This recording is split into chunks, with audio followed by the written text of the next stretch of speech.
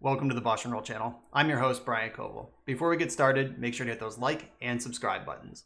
If you want to see me play your favorite deck or your spicy brew on the channel, I take donation deck lists. I'll do a deck tech, play a full Magic Online League, and help tune your list. If that sounds good, check out my contact info, it's in the video description below. Now let's go play some Magic. Welcome back to the BoshNRoll channel. Today I'm playing Legacy, which is not unusual, but I am doing an unusual event, which is the Sunday Legacy Challenge. Normally I play the 5-round leagues. Those are really easy for me to record because as soon as you're done, you jump into the next match. You can get a league done in an hour and a half, 2 hours, and that works really well with my content creation schedule. But I've decided to play the weekly challenge this week, which is a 7 to 9 round event based on attendance, and it's classical Swiss format. So we all join the queue at the same time. We play our 50-minute round. Then a round is repaired, and we do that for 7 rounds, and at the end there will be a top 8. I don't normally do these because they take a long time. I could record 2 or 3 videos in the time it takes to play one challenge. It doesn't make sense for my life. But I had a recent conversation on the Eternal Glory podcast with co-host Bryant Cook, where among other conversations about the health and identity of Legacy, we talked about the difference between league and larger event play. And in a league, every match is pretty low stakes. You can lose and still 4-1 and still make a profit. You can lose twice, 3-2, get your money back at least. It's pretty hard to go negative, and as a result, your matches are just lower stakes. Bryant's position was that better players don't always play in those, and league testing isn't necessarily the same caliber of opponent you'll see in a big event, and those things are all mostly true. So I realized after that conversation that I had not played in a Swiss round tournament since Eternal Weekend of 2020, which is close to a full year ago at this point. Just because of COVID and content creation, I've just been grinding leagues. That's just a better use of my time. But I have a deck here that I think is good, and I do want to put real reps into, and this is Bant Flash. This is the deck I've been working on with coaching client and subscriber Spunky. Spunky and I worked on this deck together when Commander Legends first came out, when we got Hullbreacher, and we realized we could play a Flash build of a classical Bant control deck. The plan here is Icefang Coatl, Hullbreacher, and Shark Typhoon are Flash threats. You challenge your opponent in the end step, make them tap their own mana on their own turn, then you untap and do something like Teferi or Jace or Uro. And that's the idea behind this deck. It has most of the same tools as the Bant control decks do, but it also has a small edge in the mirror because it has so many more ways to play at instant speed. When Modern Horizons 2 brought us Endurance, that was just a slam dunk for the deck because this deck, it's built with Delver in mind. It's weak to combo in game 1 because it's built with Delver in mind. Like, it's really hard to build for both of those things. But Endurance, a lot of combo decks do use their graveyard. So Endurance is another 0 mana interaction on turn 0 if necessary to interact with a graveyard. And then once you get to 3 mana, it's a 3/4 reach. This thing stonewalls Delver. And the way Delver decks are built right now, they also care about their graveyard with Delirium and Delve. So Endurance was just a slam dunk for this deck that we'd already been working on, and Spunky came back with a new upgraded version of it, and I've been playing it, and it's really good. I've already recorded a full league with the deck, and I think I'm going to release these in the same day, which might be a lot of content, but I mean, space it out, have a good time with it. Probably release the league first because this is a later thing. Like, I'm actually playing this event a week and a half after I recorded that other league, but I think I'll drop them on the same day. But this is a deck that I want to put through the paces and see what it can do in a big field where the losses are less forgiving. In Swiss tournament play, you get 1 loss. At X2, you're usually dead for top 8. Somebody might sneak in at X2 or 2 people depending on the exact player count, but in general, X1 or better makes top 8, and every loss counts a lot. I want to put this deck in that position, see what it can do. The big thing that I've been working on is trying to figure out the Bant mirror, which I mentioned a little bit that the flash threats help in control mirrors because you get to operate at instant speed. It seems like the metagame right now is Delver, and the Bant deck's built to beat Delver. And there are other decks too, like Combo's still out there, Doomsday's still out there, Show and Tell's still out there. All these things still exist. But between Is It Delver and Bant built to beat Is It Delver, that seems to be a large chunk of the metagame. I went deep on a Scryfall search looking for things that could crack the Bant mirror, and nothing was better than Shark Typhoon. So I was looking at stuff like Thrun the Last Troll, which is uncounterable and basically unkillable, but it's smaller than Uro. Like, your 4/4 can live forever if your opponent's just gaining 3 life and drawing cards, just attacking fearlessly into it. The same problem with Carnage Tyrant. 7/6, uncounterable, hexproof trample, but 7/6 trades with Uro. Gaia's Revenge, uncounterable, 8/5 haste, protection from non-green instants, I think is the exact text on that card. 8/5 though, bricked by Uro. Just every single thing gets bricked by Uro. The things that don't, like Terra Stomper, which is a 6 mana 8/8 trample that can't be countered, gets Swords to Plowshared. They all just get eaten by Iceman Coatl, except for Thrun, who's too small to beat Uro. So that whole angle was a dead end. But Shark Typhoon, this is also an uncounterable threat for all functional purposes. You'd have to stifle the cycling trigger. And Shark Typhoon has this cool thing where the make a shark and the draw a card are 2 different triggers. So even if you stifle the shark, your opponent will still draw a card and they're down a card because they stifled. And Shark Typhoon is just a great card in general for that reason. If the Bant deck is built to control any creature, you might as well play one that's uncounterable and draws a card when it happens. So Shark Typhoon, that's where the deck started. I did a deep dive, see if we could do better, and it turns out, no, we can't. So this is the deck I'm playing. Win or lose, hopefully we learn some important lessons and really figure out how to tighten this deck up, because it is near the top of my list. If I had an important event tomorrow, there's a Grand Prix tomorrow, I would be playing something like this. It's round number 1. We are playing against I Have the Fire, who I Googled them because I'm in sort of try-hard mode, and they have a Sultai mid-range finish posted from 4 months ago, and they have a Jeskai control list, or 5-0 from before that, so all of that information is pretty old. They have some sort of Swamp Inquisition deck now. They get to take Ponder or Library, but they can't take Force of Will with this. They did also mull to 6, it seems. Just a heads up, my commentary might be a little drier than normal today. I am in kind of try-hard mode. If I were really, really trying hard, I just wouldn't be recording, honestly. But I am giving this an effort today. So I will be doing things like Googling my opponents, seeing if I can get information about their deck, and less memeing. I will try to make the correct play all the time. All right, so we're playing against Depths. What's the plan here? Just a Tarmogoyf. Well, they're not going to daze me with that mana they have, so I'm going to force this. It may seem weird to force pitching Supreme Verdict against a creature, and I would mostly agree that that is a little weird. But I don't know what they're up to over there. They've already seen Inquisition of Kozilek in the main deck. I want to buy time and get up to a place where I can... Alright, so there's a gamble I can play here. I can Force of Will this, and it's just gone. Or I can let my Hullbreacher control it, but if they have Abrupt Decay, then they're going to run away with it. I'm gonna roll the dice on Hullbreacher here. Do I want another Shark Typhoon, or do I want to fetch looking for a land? You can do a lot worse than Shark Typhoon as a card in your hand. Alright, so I'm going to fetch. Now I have a choice of, I could play into Wasteland and get a white source, or I could just get another blue and just play steady. Yeah, I'm going to play steady. They're not threatening me with anything right now. And let's jam this Hullbreacher in. See if we got there. Alright. Library's on the stack. And alright, we did it. Faded the Abrupt Decay for a turn at least. Grist the Hunger Tide, what does this do? This can destroy my Hullbreacher.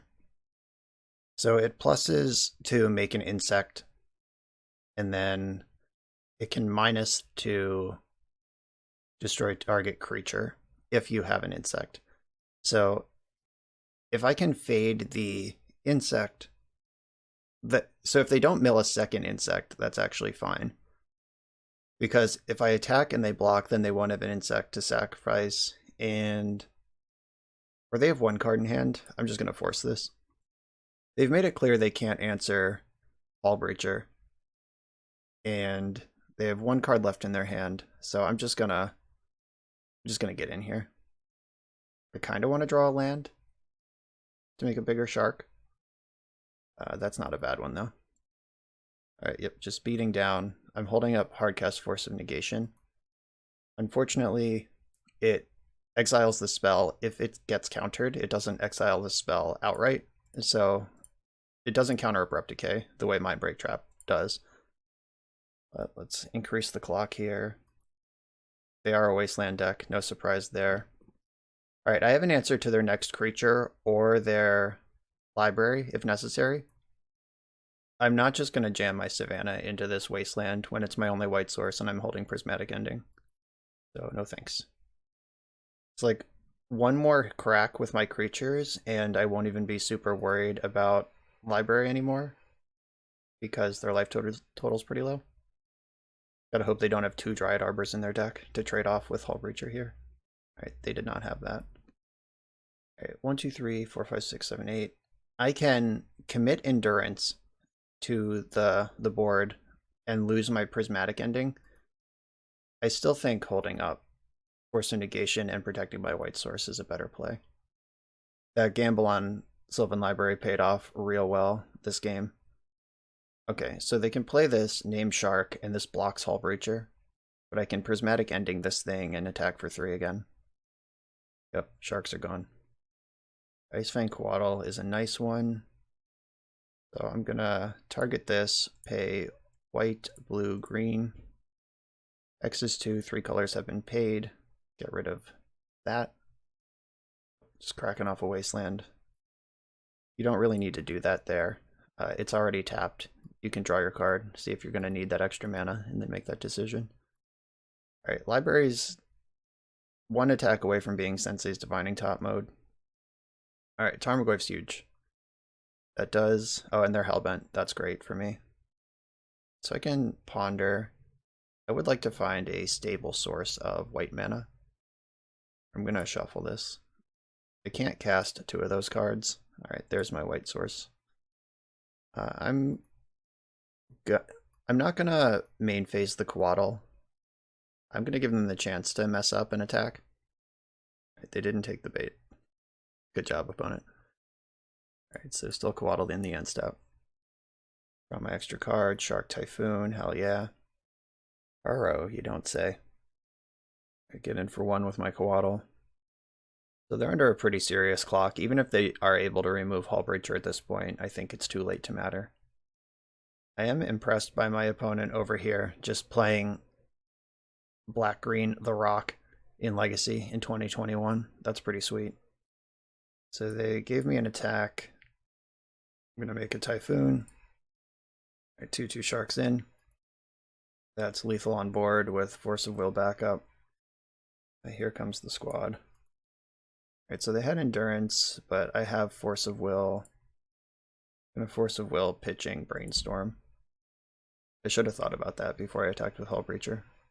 Oh, this has reach anyway. Doesn't matter. Yeah, the Force of Will did the job. Okay. So Endurance deck, that makes perfect sense. I think Supreme Verdict's going to be good against their deck.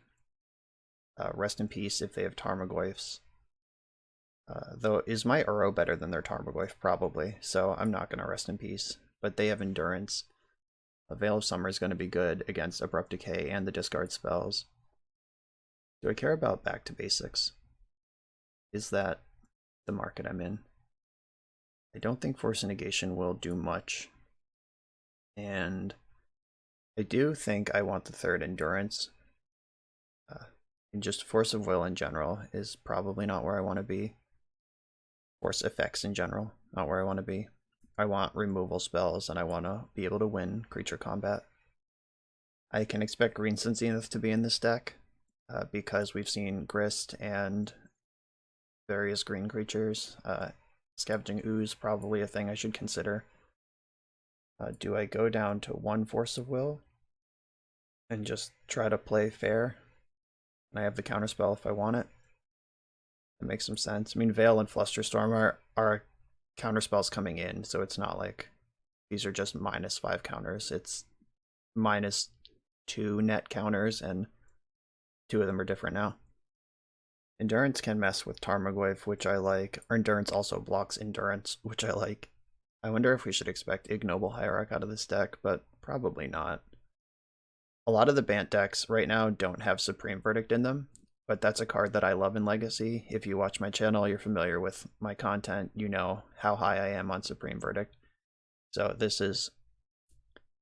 I usually have 2 in the main, but I switched one of the main deck ones for an Engineered Explosives because of the low meta right now, the low mana cost meta. But I can't get away from 2 in the 75. Alright, I'm gonna keep this. I have 2 Brainstorms. They can't take them both. I have my fun of Force of Will in case they have something. Wow, they do have Ignoble Hierarch. That's cool. Sick read. I'm gonna play my basic island. I should expect choke out of them too. Glad I had my 1 Force of Will in hand. Jesus. Him to Turok. Bummer. Maybe even with Veil of Summer backup. So I'm gonna brainstorm and make sure that I hit my next few land drops. Okay, so if I put back these 2, then they can't take my lands from me. Alright, go ahead. Let's hope they hit a row. They hit Force and Teferi. Yep, Force is gone. Got me. I don't think that I want to Swords of Plowshares this Ignoble Hierarch. Though maybe I do.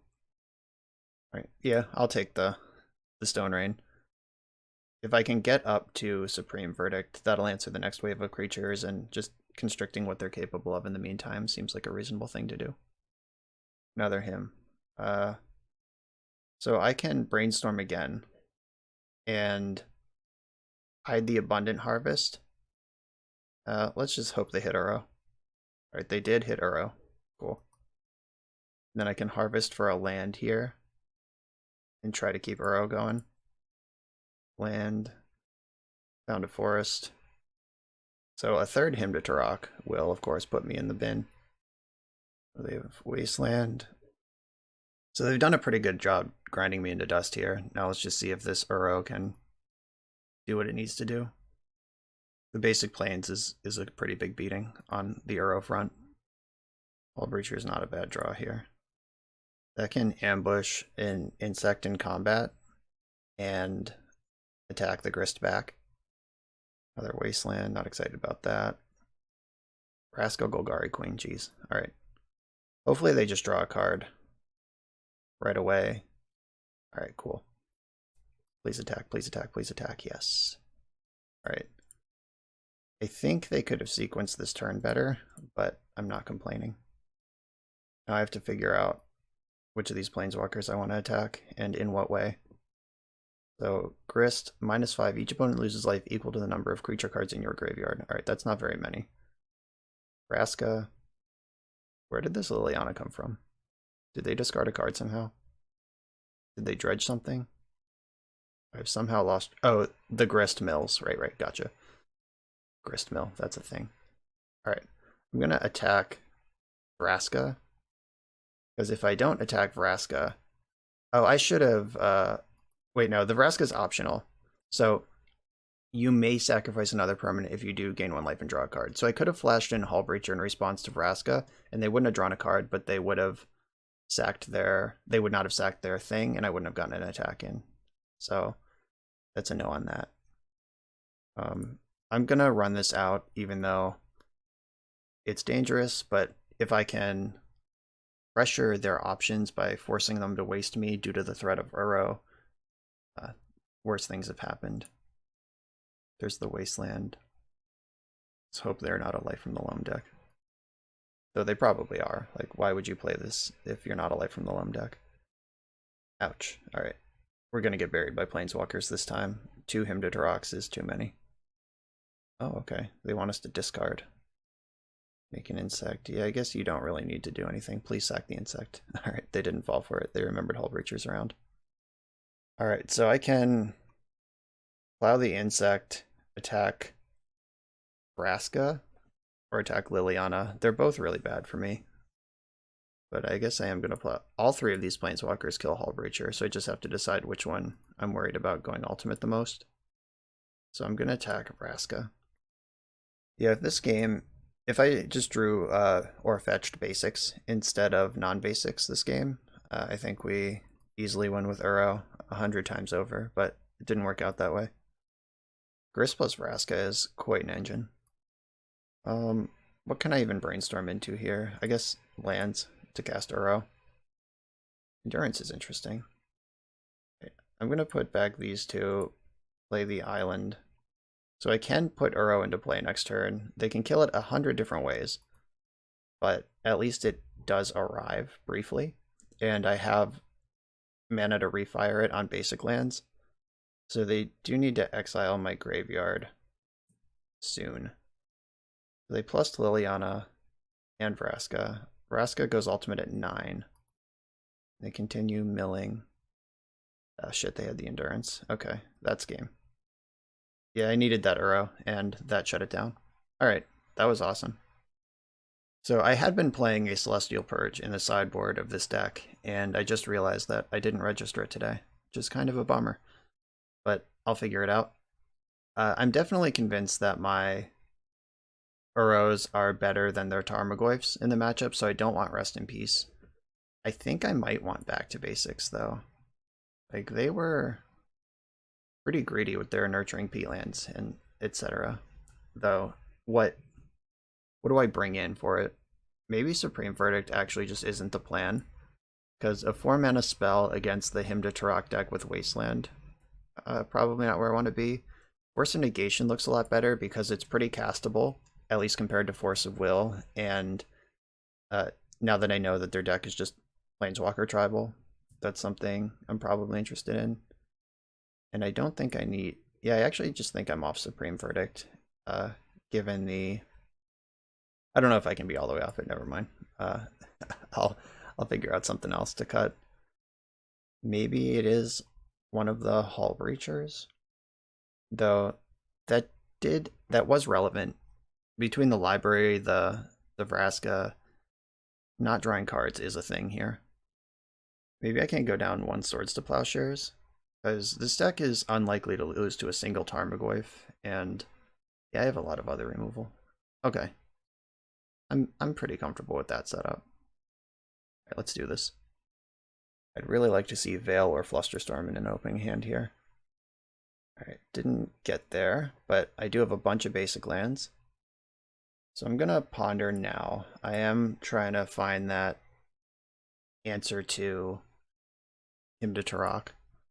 And I didn't find the Veil or Fluster, but I did find Sylvan Library, which, if they take a turn to destroy that with Abrupt Decay, that's a turn they have not spent casting Hymn to Turok. And if they Hymn to Turok me in spite of it, I will just draw a bunch of cards with it. So here comes the library off Basic Forest. There's that. So they can hymn me. If they have like the Abrupt Decay into the hymn, that's actually pretty scary. Right. The other way is not so bad. I think I'm just gonna load up my hand here. Teferi's pretty good. So I don't need to pay for all of these. I'll put this on top. I will pay for this one.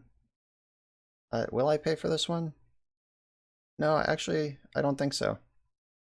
Yeah, why would I just put more cards into my hand in the face of Hymn to Turok? Like, getting Hellbent is a natural defense against Hymn to Turok. So I plus Teferi because if they have their own library, that sucks. Or if they like Grist plus Mill, that's kind of like I want to be able to remove the token. So that risked not getting a card if they Abrupt Decay it, but I think if they Abrupt Decay Teferi, that's still fine for me because I get to keep my library. Alright, so I'm going to put this one on top and pay 4 to keep this one. So I'm gonna get to shuffle and see a fresh 3 next turn, and in the meantime I get to hang out with my Endurance, which can pressure Liliana.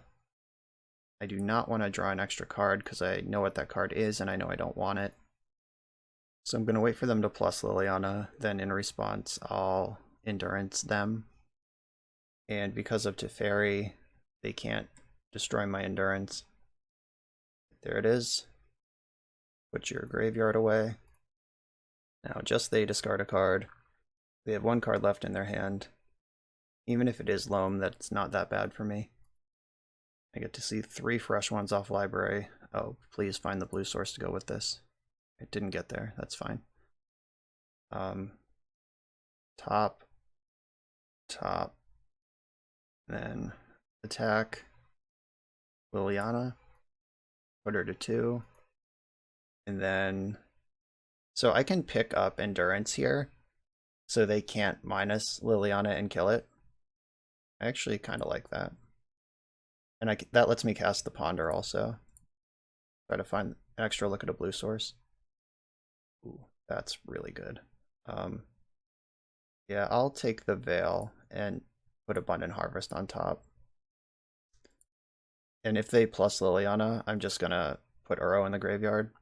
And then I'm really looking for that blue source. Each player discards. Pretty happy to put Uro in the bin. And a second Liliana. So that one can come in and plus to get rid of Endurance. Okay. Second Liliana's here. They're Hellbent now. So each player discards. I think I just discard the Veil, play the Endurance. Though, if I Veil, I have, what, Abundant Harvest or Jace on top? I think I'm just going to discard the Veil and let Sylvan Library continue to work. Right, yeah, discard Veil. Sure. It's fine. They are top decking against the Sylvan Library, so I hope I can figure this game out from here. If my 3rd card down is a blue source, we're just going nuts. It is, in fact, not a blue source. I think I'm just paying here. Pay 8, go to 6, and try to continue going nuts here. Pay 4. I'm at 6. Hope they can't burn me out. I want a land. Of course, it's the plains. Alright, Ponder. Alright, Prismatic Vista and Island are both things that I'm interested in. Don't shuffle that. Here's Vista. Plus Teferi. Attack Liliana. If Lily pluses, I discard Plains. They're top decking, so if they draw an answer to Uro, then I jam Jace. If they answer Jace, I jam Uro. And it looks like they've conceded from the game. Alright, a nice 1-0 start. What I really like, and what I mentioned in the deck tech, is that Bant has all of the tools to control just random stuff. Like, I know I did not metagame even a little bit for green-black The Rock Planeswalkers, but because my deck has a reasonable spread of counterspells, threats, and removal, we were able to dance around this in 2 out of 3 games, which is all you need to do. So, round 1 in the books, 1-0, go into the next one. It's time for round 2. My opponent only has 1 legacy finish on Google, and it's with Is It Delver 8 days ago. So that's a pretty recent one. Obviously, I'm not keeping this 0-lander against anyone, even Is It Delver, especially Is It Delver.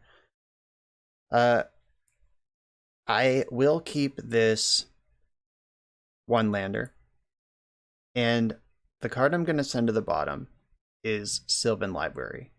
And the reason for that is it's a 2-mana thing that doesn't interact with the board, and it costs life to use actively, and life is my best resource in the Is It Delver matchup.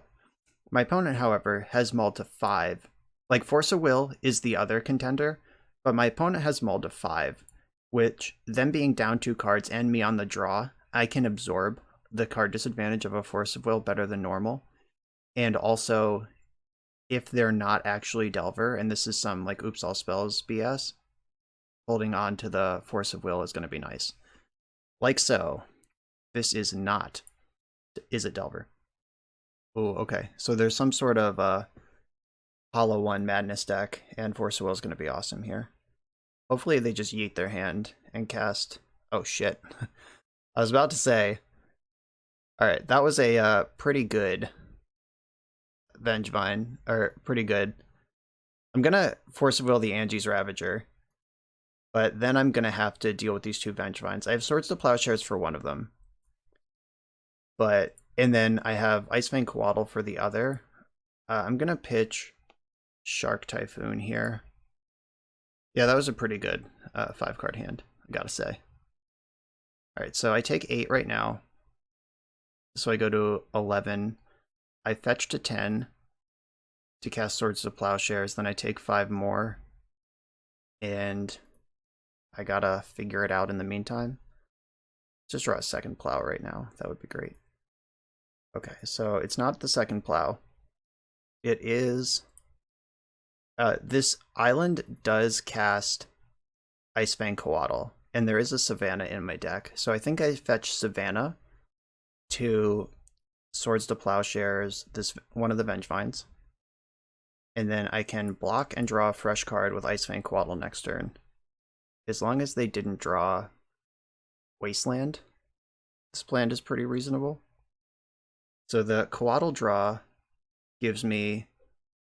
The Coatl absorbs 5 damage, gives me an extra draw, which draw step this turn, Coatl draw step next turn, plus Ponder, gives me a lot of looks to try to find a second removal spell or a way to continue treading water against the Vengevines.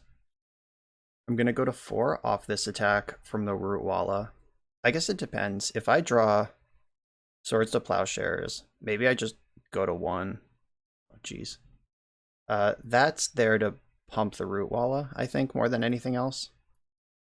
So now blocking Rootwalla isn't really a thing that makes any sense. Alright, here's Coatl. But that does speed up the clock a lot. And takes away the Uro going to 7 line. And I have to block Vengevine because going to 1 here turns off this fetch land that I probably need. They can use their LED to put me to 2. Which does leave me dead to fetch land. Like, if I have to fetch to cast a spell next turn to answer Vengevine, that leaves me dead to this Rootwalla attack. So, this is actually a really good Lion's Eye Diamond here. Alright, they didn't commit. So, Swords to Plowshares? Sylvan Library's not it. Come on, Ponder. Help me out here. Abundant Harvest and some random shit. So, I could harvest for a spell. But I'm dead to... I have to just raw rip Swords to Plowshares here.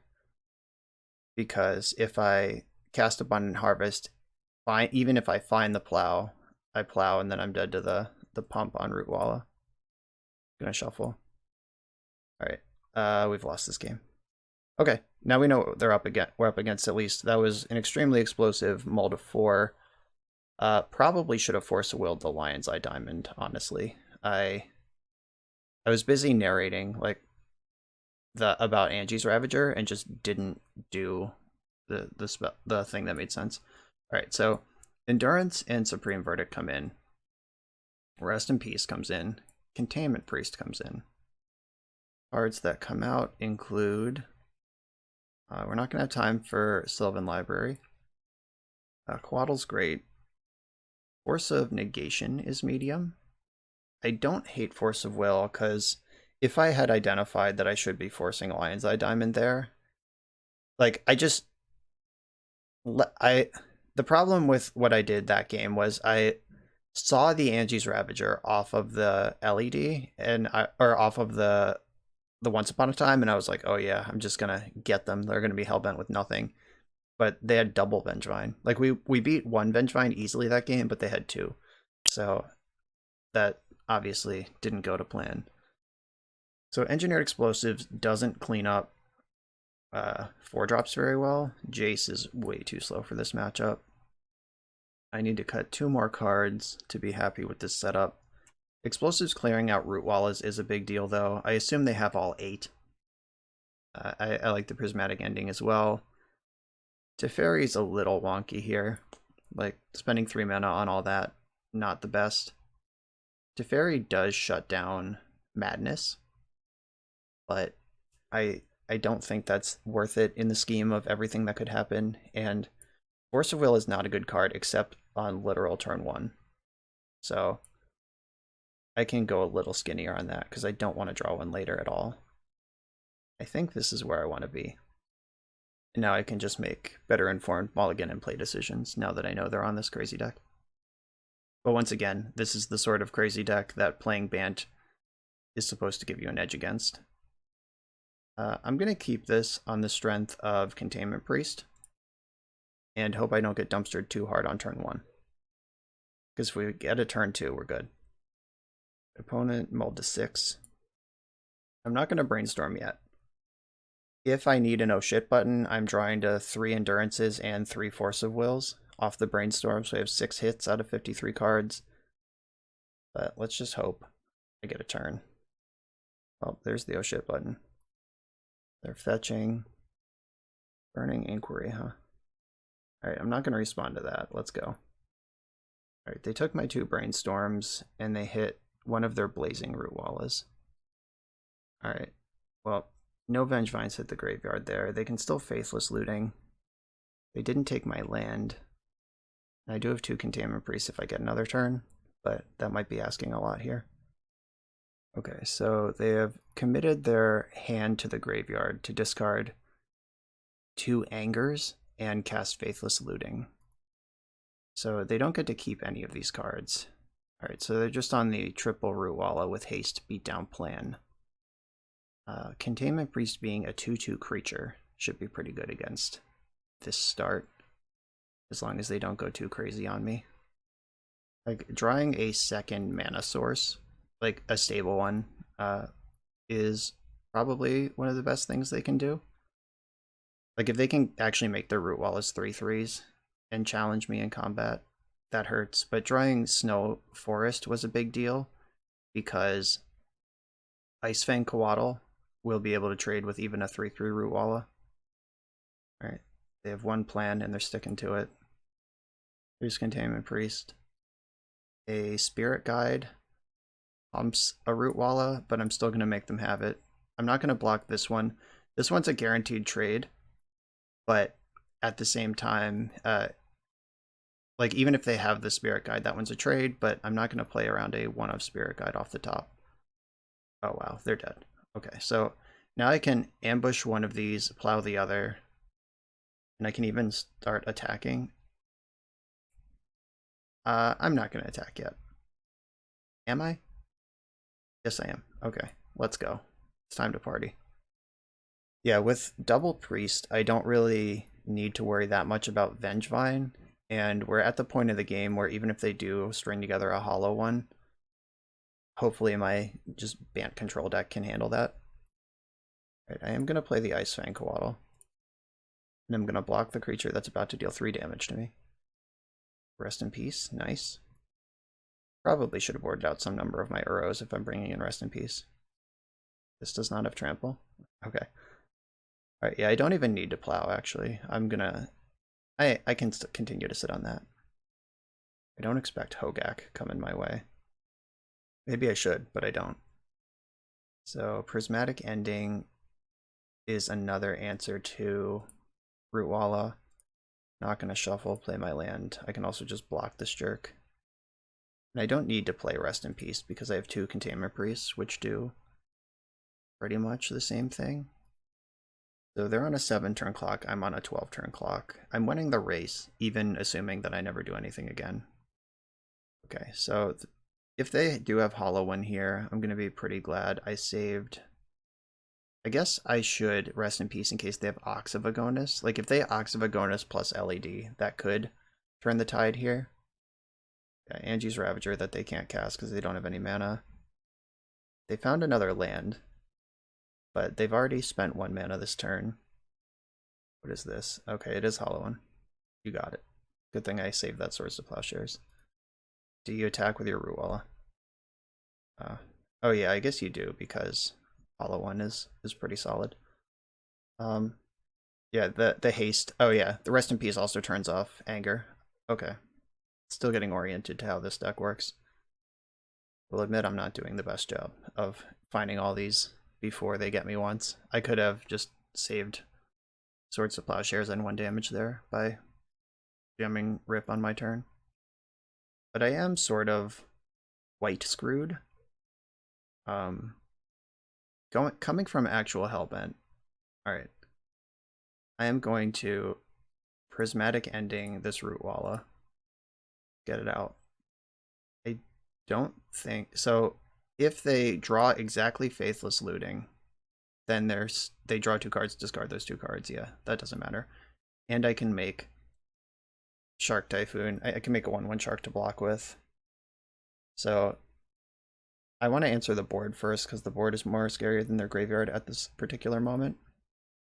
Alright, so they can Faithless Looting for no value right now. I guess there are madness creatures in the deck. Okay, yeah. I'm just thoroughly not respecting what their deck's capable of right now. Probably deserve to lose, but hope it doesn't happen.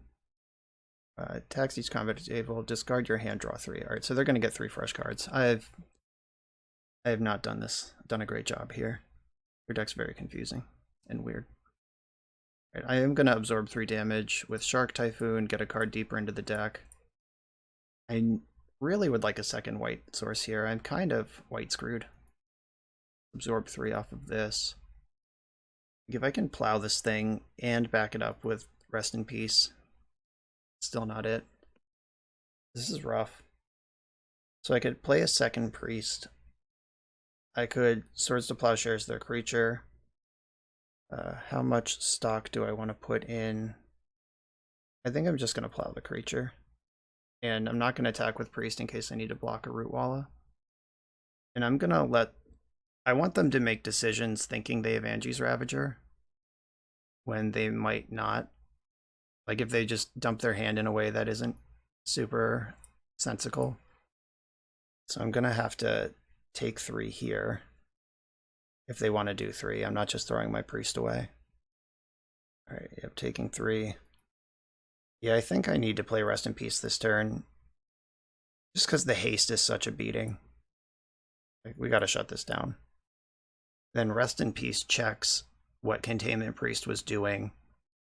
So I can cycle Shark Typhoon to trade with Root Walla.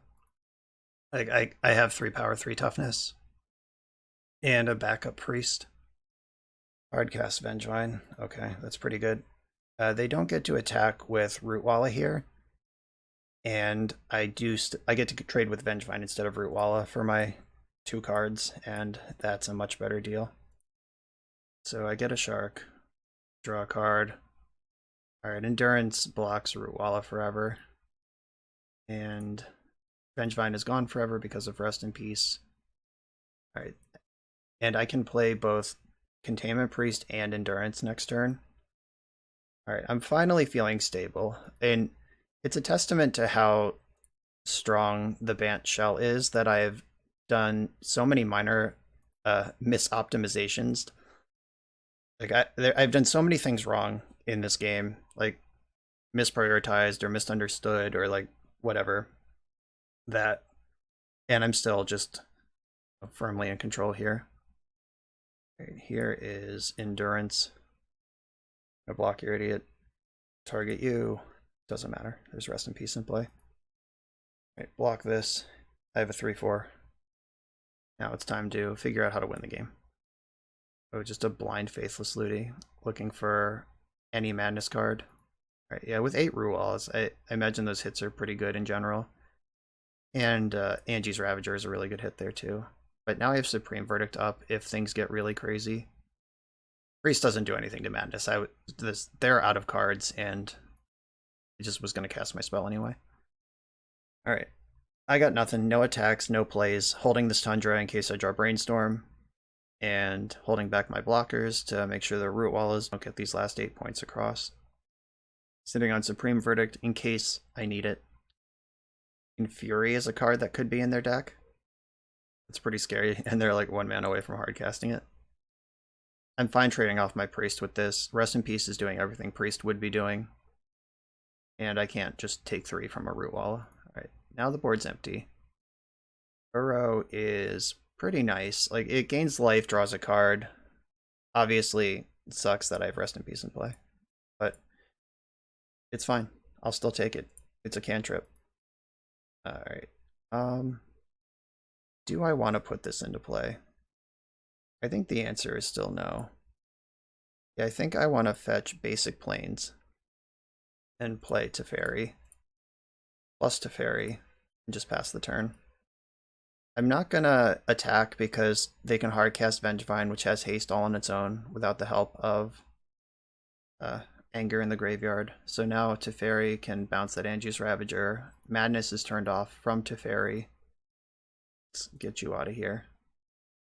Hullbreacher, hell yes. Alright, that's really good against the Faithless Looting Burning Inquiry deck.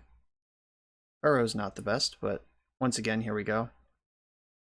I will put in Prismatic Vista because I'm eventually going to want to fetch land for a Brainstorm effect. Still not ready to attack. I can just be patient. I'm winning this game unless I do something silly.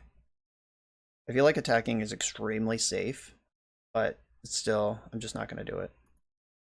Angie's Ravager attacks each turn if able. They can give this flying until end of turn by discarding a card. So I'm guaranteed 3 tokens off of that, or 3 treasures. Plus Teferi. Endurance has reach, so I'm not even worried about Putrid Imp. And because of Teferi, they can't Madness any spells or respond to my Hullbreacher once Angie's Ravager triggers on the stack. It has to fight. It's its first day. A hardcast Once Upon a Time. That's cool. There's a good chance that I can just win by decking them, as silly as that sounds, but it's not the worst thing. Ooh. I don't think they know about Teferi and Madness. Either that or I don't understand Teferi and Madness, because they could have cast this card before they discard their hand, but they just didn't. Alright, Hullbreacher time. And with Teferi's plus, I can Supreme Verdict as an instant, so I'm pretty well set up here. Got 3 treasures, they can't Madness their card, and now they concede because they realize how that works. Alright, that was rocky. Lessons learned. Luckily we get a game 3. I think Teferi shutting down Madness, like, when I boarded it out for game 2, I hadn't quite considered the full implications of just, like, their willingness to spew Faithless Lootings from Hellbent. Just, like, they have so many Madness cards that that's worth doing. And I'm going to cut one of the Uros because I have 2 Rest in Pieces in the deck. The last question is, do I want all 4 Force of Will to slow down an early explosion? Like, do I just want a Force of Will that turn 1 Lion's Eye Diamond, just treat this like it's Dredge? Like, I would have all my forces in if it was Dredge. And this deck is not quite as degenerate as Dredge, but it's doing a good impression. Engineered Explosives is insane here. This with the 3 Endurance, 3 Force, that's 7 cards. Like, I don't want to draw a Force of Will after turn 1. I want it in my opening hand or I never want to see it, and there is nothing in between. Though, on the draw, I think just having that many turn 0 answers to what they're trying to do is relevant. Maybe I just cut another Uro in that case, but Uro pitches to both Endurance and Force, and if I don't have Rest in Peace or they are able to remove Rest in Peace, Uro is the best thing I can do. Maybe Shark Typhoon, just because it's a little clunky. It is a surprise creature in the late game. It'll be bigger than anything they can play, but maybe it is Shark Typhoon, just is the clunker here. I really hope I just have a Force Will in my opener and I get paid off for this plan, because I really don't want this many in the deck, but I also don't want to lose on turn 0. Okay, this is my plan. Okay, I have an Endurance, but no green card. I have a blue card, but no Force. I have Prismatic Ending and Containment Priest, but on the draw, I do just think this is probably too slow. Opponent's on 6. I'm also going to mulligan. There we go. Force and Endurance, and I can pitch both. This is the Snapkeep I was looking for. I'm going to bottom Supreme Verdict, by the way. Or maybe I bottom... No, I am going to bottom Supreme Verdict. I just don't have enough options here. Like, Supreme Verdict is an easy pitch to force, but I need to cast the Brainstorm. So, and I need the Uro if I'm going to pitch to Endurance. So yeah, Supreme Verdict on the bottom. Opponent's on 5 over there. Opponent's on 4. Alright, opponent's on 4 cards, and I have 2 free spells, so have I learned anything about countering Lion's Eye Diamond? Alright, so Lion's Eye Diamond will set up their Vengevine draws. Lion's Eye Diamond sets up everything. Yeah, I think I just force Lion's Eye Diamond, pitching Brainstorm. Now I still have the Uro for Endurance if I need to do that. But they're just passing the turn, hell yeah. Alright, Abundant Harvest was a great draw. I can just dig up a land here. And that sets up Uro or turn 3 Endurance. Hopefully I don't need to pitch in Uro to Endurance. I guess I could have just held on to Abundant Harvest as a green card. And planned to play Uro on turn 3. This Force of Will is nice backup. Like, force pitching Uro on another LED just buys me another turn. Basic Plains continues to be a huge punish in this matchup, though. Alright, come on, green source. If I can hardcast Endurance and back it up with Force of Will, I'm going to feel really good. Okay, there it is. So now I have a bigger creature than anything they're doing, Graveyard Hate and Spell Resistance. And as soon as I find a blue card, I can start doing Uro stuff. Blazing Root Wall, just right on the stack, you got it. Do I want to Endurance them now? I don't think so. Alright, Force of Will. Finding Force of Will is great. Now I can Uro and still have Force of Will up. Maybe I should Uro right now. Just invest in my future. I'm gonna get a Forest. Like, the Force of Will does a lot of cleanup work. And I'm gonna leave white open in case I draw a Plow. No, I think I want to leave the Trop open in case I find a cantrip. That's probably a better use of what I'm doing. Alright. It was a green card that is great in the matchup and also pitches to Endurance, so I'm still holding up Force plus Endurance. I assume their hand has some number of Vengevines in it, because that LED turn, like, I suspect they kept LED, Vengevine, Angie's Ravager, Rootwalla. Though they would have buffed Rootwalla if they weren't going to make a 2-drop right now. Okay, that's fine. I have that covered. Alright, that one is also fine. I'll beat them over the next several turns. We got this. Another green source would be great. Right, that white source continue to be a huge punish. So I could just main phase Ice Fang Coatl, hope to find a green source. I think that's fine. I actually like that. I didn't find a green source, did find Ponder though, which could find Swords to Plowshares. Right, Shark Typhoon is great here. No shuffle. Alright, so I can plow something, I can still force something. I'm drawing Shark Typhoon next turn, which will be a 3/3, which is big enough to eat Rootwallas.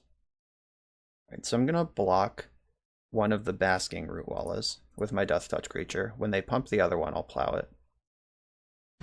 Oh, interesting. They went after that one instead. I guess they are sort of playing around Plow by doing that. So that forces me to plow the lesser of them. Oh, and I guess that also does the same amount of damage while leaving them with some mana left over. Yeah, that was a good play. That was the right one. Alright, so Uro still can't come into play because I drew both of my basic planes, of course. My next card down is Ponder, so I think pass holding up Shark Typhoon and Endurance is a good play here. I think I just want to... Ooh, that's... I think I have to force this, and if they have Pyroblast or Veil of Summer, it just is what it is. Yeah, that's kind of scary. Yeah, this is what I've been holding on to force for. Alright, good. Put that in the graveyard, please. And I want to make a shark here. They tapped out of Rootwalla Pump mana, so a 3/3 shark should be able to just beat this thing. Unless they have a Spirit Guide, in which case I'll take the 2 for 0. And I can still hold up Endurance for if they ever do find Vengevines. Okay, another Endurance, obviously great. I'm going to Ponder, looking for that second blue source for Uro. And there it is. but I'm going to put the Hullbreacher in my hand instead. So Hullbreacher absolutely destroys any sort of Faithless looting line. I can pitch Endurance to Endurance if I need to. I can also just cast Endurance if I need to, and then Uro's coming in next turn, and I can still pitch Endurance to Endurance. Oh, baby. So, yeah, let's go. This just puts their hand in the graveyard, which might be good for them, but at the same time, it has to be worse for them than it is for me. Like, they just have nothing. I lost both my Endurances. They can't cast this card, and then I just bring back Uro next turn. Alright. That was a party. Oh, Containment Priest is here too. Let's do this. Alright. Blue, blue, green. Green. Then exile. 1, 2, 3, 4, 5. Oh, they've conceded. Alright.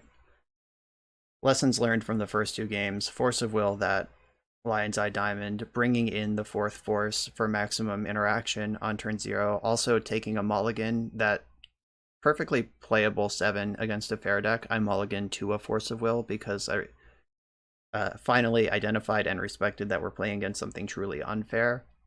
So I think a lot of good decisions were made in game 3 there based on lessons learned in game 1 and 2. So that's how you adapt over the course of a match, but we're 2-0. This is going to be 7 rounds today based on the number of players, by the way. I don't think I said that. So 2-0. I'm on the play for round number 3. Google tells me that my opponent has a finish with Mono Blue Karn Echoes 1 month ago, but that's their only legacy finish. They have a bunch of different vintage finishes with a bunch of different decks. I do have a hand with double force, double blue card here, and a removal spell. It obviously is missing blue mana and any way to cantrip other than Teferi. I'm going to keep this, though. This might be a trap due to the information that I think I have, but it's mostly not accurate. But anything could happen. Even if they are something completely off the wall that I'm not ready for, the double force, double blue card does catch a lot of things that might fall through the cracks, and then it's up to my deck to produce a blue source and play this game. Opponent mulled to 6 cards. I even get to kind of do something cool here, which is Basic Plains Go.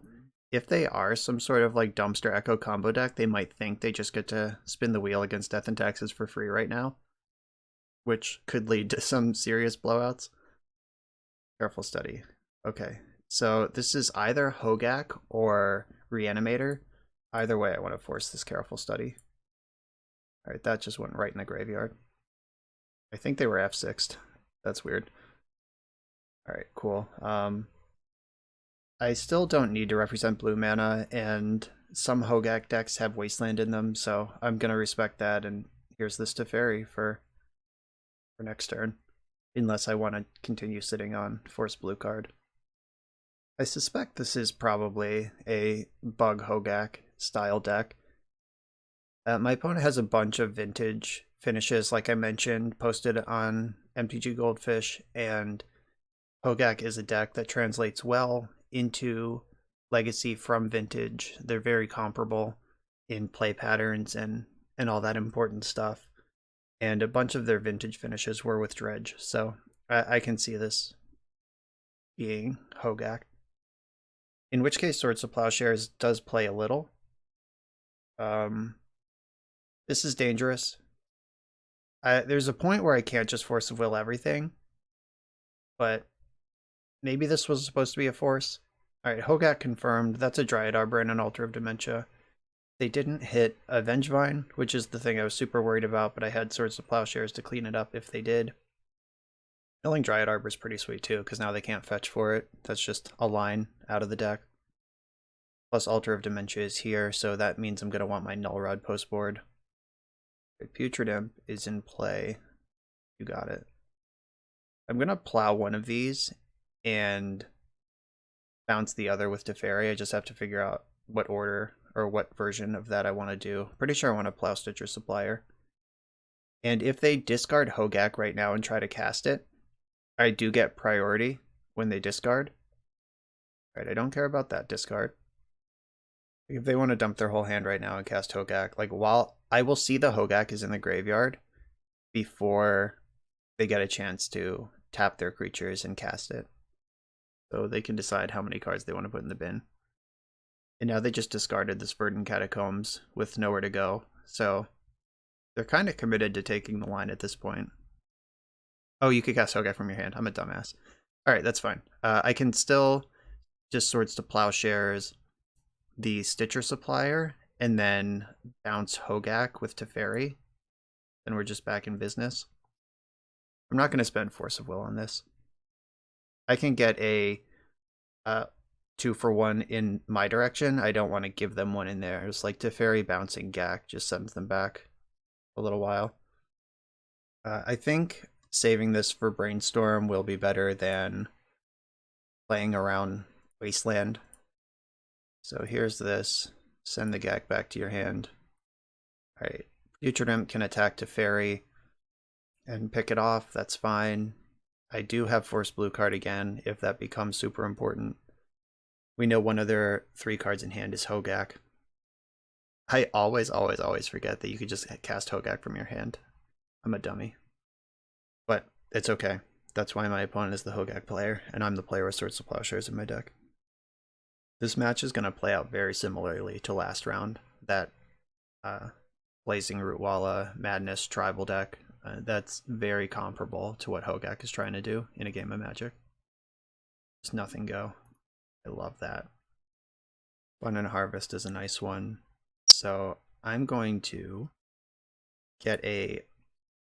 I think I just got a Tundra. Like, I'm already exposed to Wasteland. Might as well lean in here.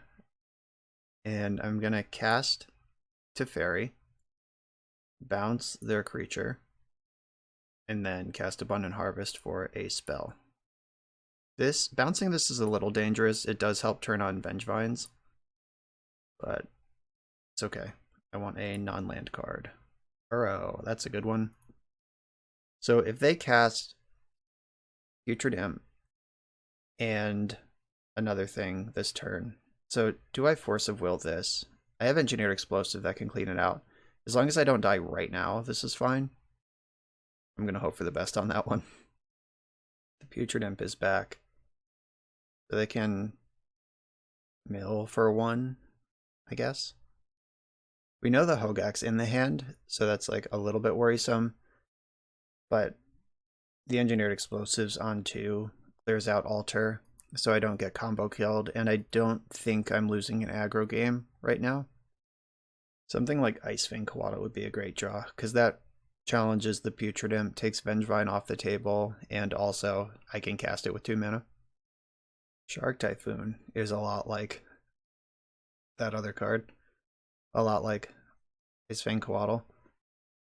So choices here include hold up Shark Typhoon, Engineered Explosives on 2. I think I actually just want to hold up Shark Typhoon because I have Force of Will. I can force a Hogak if I need to. And they're pretty far behind on board. Like, ways that I lose this game include like discard several Vengevines. Alright, that one, they get to mill 2 cards for every black mana they spend, which is pretty solid. Because this is a zombie. Alright, they found a Vengevine. That's not great for me.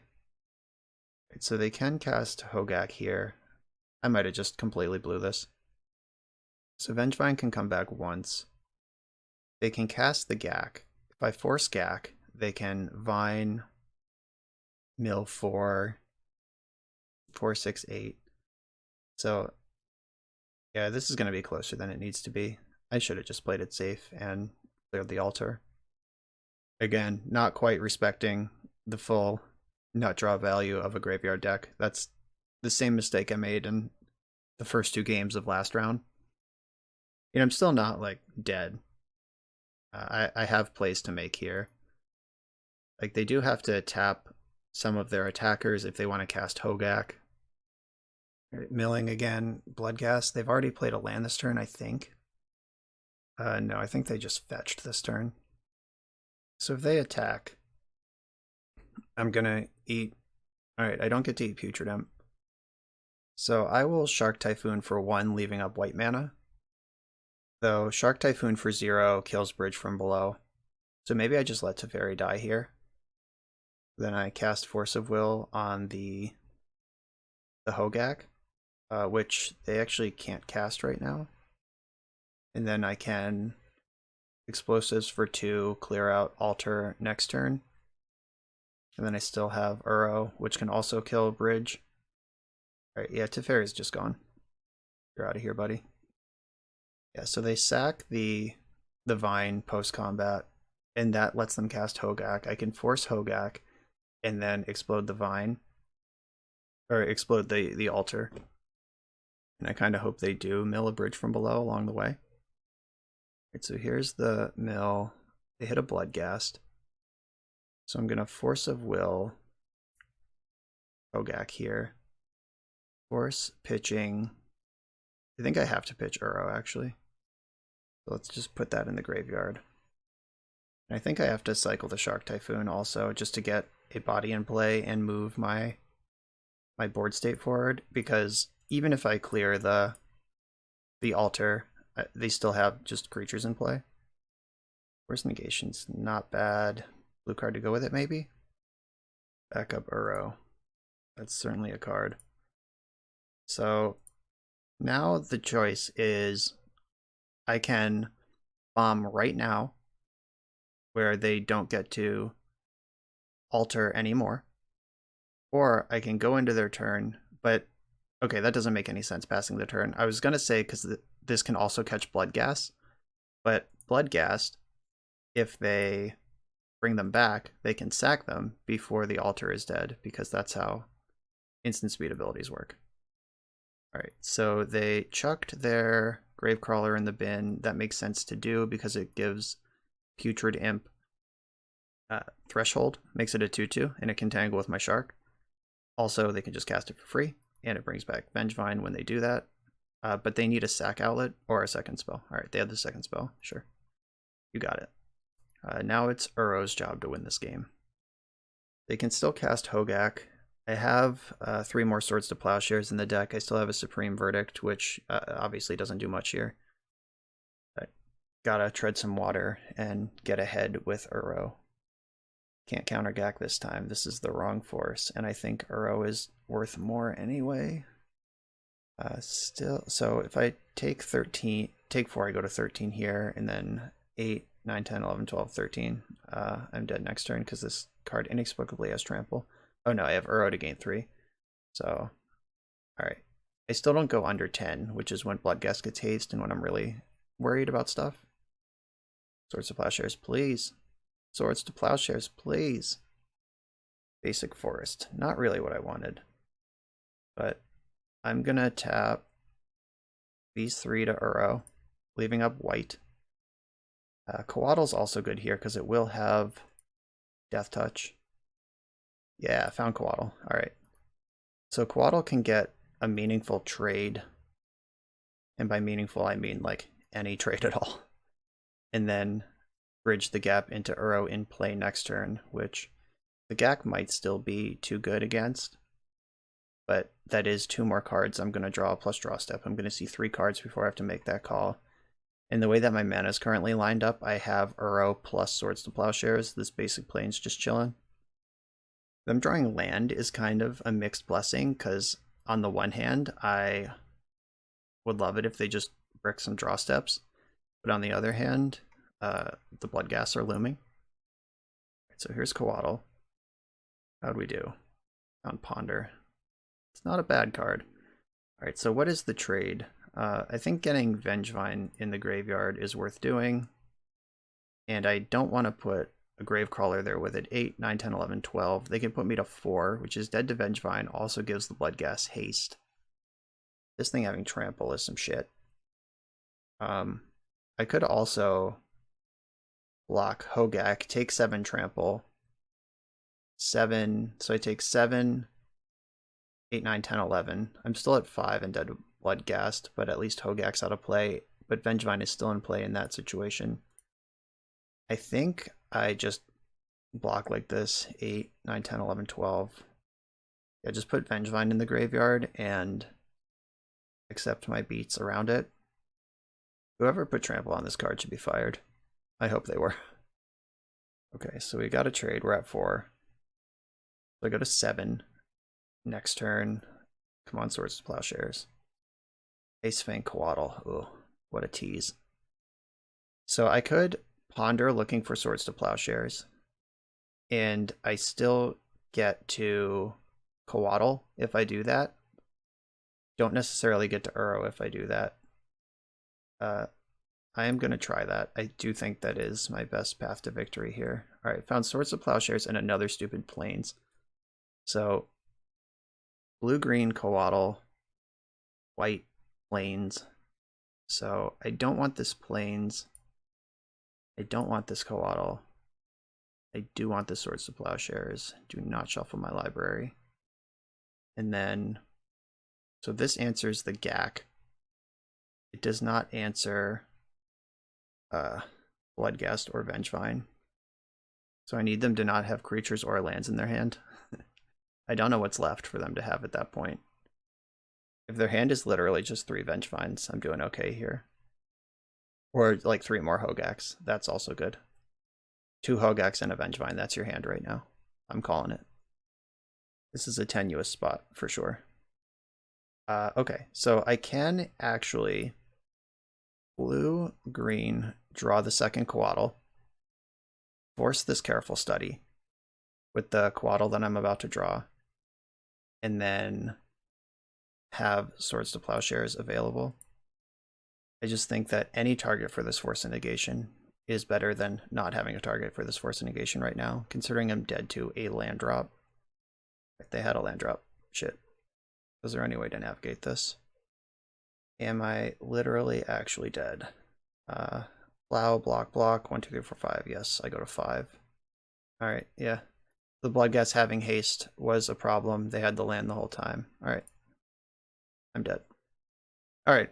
That's a tough first match, or game 1 anyway. I think did like a reasonable job navigating it with the cards I had, but is what it is. Okay, let's bring in these sideboard cards. Endurance, hello. So happy to have that one. So Endurance is coming in. I want Rest in Peace and Containment Priest, of course. And I want the Null Rod. That keeps me from getting comboed out by Alter. So does Rest in Peace and Containment Priest, but one step at a time. Then the Supreme Verdict is in the maybe pile. I don't think I want Force of Negation. I don't think I have time for Sylvan Library. Though Teferi might be worse than Sylvan Library. I'm bringing in the Rips so I can cut 1 Uro. Sylvan Library probably not great compared to all of these other banger 2-drops I'm bringing in. Force of Will is not great in this matchup like we saw. Like, it buys a little bit of time, but if you're not actually shutting the door with the time you get, then it doesn't do anything. I love Engineered Explosives cleaning up a wave of Grave Crawlers and Putrid Imps, or a wave of Bloodghast. It doesn't combo with Null Rod, but I think that's worth the deck space. Veil of Summer, they might have some Veils of their own, or some Abrupt Decays, or discard spells post-board, so I'm tentatively interested in this. It is a green card for Endurance also. Shark Typhoon nuking Bridges for 0, because if you just cycle this for 2, you make a 0/0 creature that does come into play, then it dies, and that exiles Bridges. I think Sylvan Library's gotta go.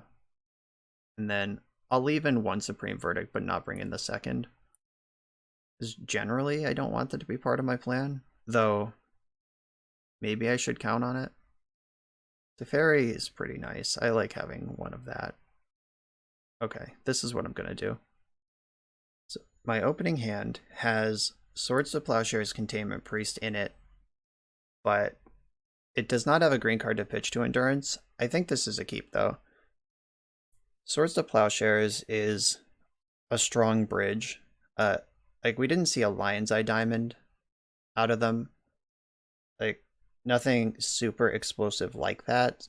Like, things that cheat on mana. Like, they could have, like, Grief or Endurance of their own in the deck, or Like there are there's a new cycle of 0 mana creatures, including this one, that could trigger a turn 1 Vengevine. But I think the allow their enabler, untap with Priest up is a reasonable way to keep this hand. I do wish that like this Tropical Island was a green card instead, but it's not perfect, but I'm going to keep it. Opponent kept 7. That's unlucky for me, but here we go. So if they have a turn 1 Stitcher Supplier that mills Cabal Therapy, Endurance and Containment Priest are in like the top 3 cards they would name. I think Rest in Peace is the third one. I guess maybe Surgical Extraction, but against Bant, Endurance and Priest both seem like reasonable names off of a turn 1 therapy. So if they're able to Stitcher Supplier, mill 3, hit therapy, flash it back, mill another 3, name the correct Priest or Endurance, then this could be good for them. But let's hope that doesn't happen. I want to see like Putrid Imp go. That's my plan. All the dead air is edited out, but my opponent is playing extremely slowly. Like it's pretty clear to me that this is not the only tournament they're in right now, which I hope is good for me. I guess I can just Swords of Plowshares this before the trigger, which makes it so they're not going to be able to do the therapy thing. Yeah, let's just hit it now. Okay, they didn't hit a Vengevine. They did hit a Gravecrawler. And take that out. Alright, cool. Now I can Priest or Coatl as needed. You don't necessarily want to show them Priest if I don't have to, but it is a good card to have in hand. Coatl's also green for Endurance. Yeah, the plow in response to the trigger is definitely just the way to remove the line I described. Like when you're worried about exactly one thing, it's pretty reasonable to not allow that one thing to happen. Right, so Crab, they milled 2 Cabal Therapies. Here comes a second set of mills. Right, they hit another Hedron Crab, so they could therapy me if they want. Right, there's Putrid Imp, you got it. Yeah, if they pass the turn here, I'm just in business. So I want to put the Priest into play right now. Let's just get that box checked. Now I untap, I have triple green. So that was their window to therapy me, naming Endurance. Veil of Summer is a reasonable draw that checks the therapies. And I think it's safe to attack. So Putrid Imp is either a 2/2 that can't block or a 1/1 that can block. So even if they can change the number of cards in their graveyard, I'm still getting in for 2 here. I don't think they have any flash creatures, or I guess they could like discard 2 Root Wallis and double block, but I have not seen anything to indicate that they're a Root Wallis style deck. I think that if they go for a therapy, I'm going to Veil them, because that blows them out. I can still play Icefang Coatl with my 3 mana, and I can pitch Coatl to Endurance if things get crazy from that point. There's a Vengevine and a Gak. So responding to Altar of Dementia, I think it's time for the Endurance. And just pray they don't have Force Will. Though, yeah, this does stop the Gak from coming back, which matters to me. Containment Priest is still live here. I guess I could have played around like Force of Will or something with Veil and pitch the Coatl. I just hope that they're not playing that card. Alright, you put your graveyard back in there. And the Crab can reload. This isn't like a slam dunk, but I'm hoping it's enough. They are fetching to reload here, and they hit Gravecrawler, which they can cast. Right, there's Gravecrawler. How hard do you want to go on this altar? That's pretty good. That Bridge from Below is a nice find. So they can make some zombies here and actually get a pretty decent mill running. But Containment Priest is still in play. God, altar is fucked up. Oh, they have a Hogak in their hand. That's so bad. Did I just lose? I think I just lost. Like, maybe I'm supposed to sit the Endurance in my hand and endure myself in my upkeep, before I draw and lose to decking. Maybe that's the play. Yeah, I think I'm just dead here. They have their last card in hand is Gak, and they have a bridge. Wow. I think I just fundamentally don't understand how this deck works, or at least the capability of what Altar of Dementia in play represents. They had the 2 Cabal therapies, so no, like, targeting myself doesn't make sense with Endurance because they would have ripped it. But, oh, I guess if I just sit on Veil of Summer, yeah, if I Veil so they can't therapy me and then untap an Endurance, yeah, I actually couldn't lose this game, but instead I lost instead. Ouch. And this only works because their 1 3-card mill off Hadron Crab hit a bridge from below, and then their Hogak hit 2 more, so they're just easily in business here. I can at least represent Endurance. Like, maybe that's a thing. Though if they find therapy, they know I don't have it. Alright, so they found a therapy, so they can therapy me, naming Endurance, and they know the coast is clear. There's the therapy.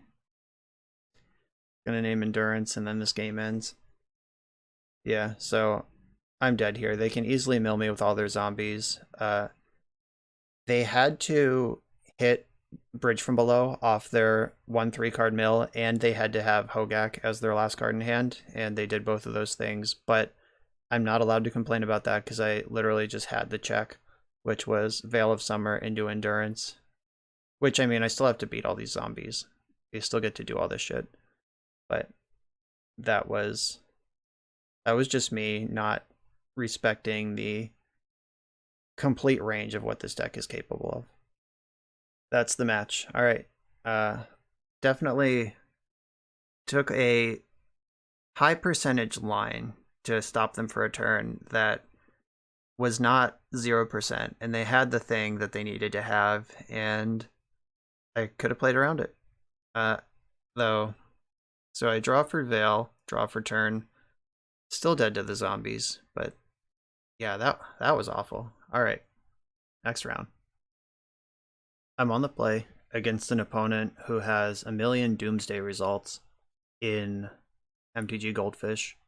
I'm going to keep this Force of Will Hullbreacher hand. It might not be enough, like Doomsday is extremely resilient, but I'm not going to ship it here. I'm going to lead on the Misty Rainforest. That leaves the door wider on what sort of decks I could be playing. The Delver piles generally stay away from Flooded Strand.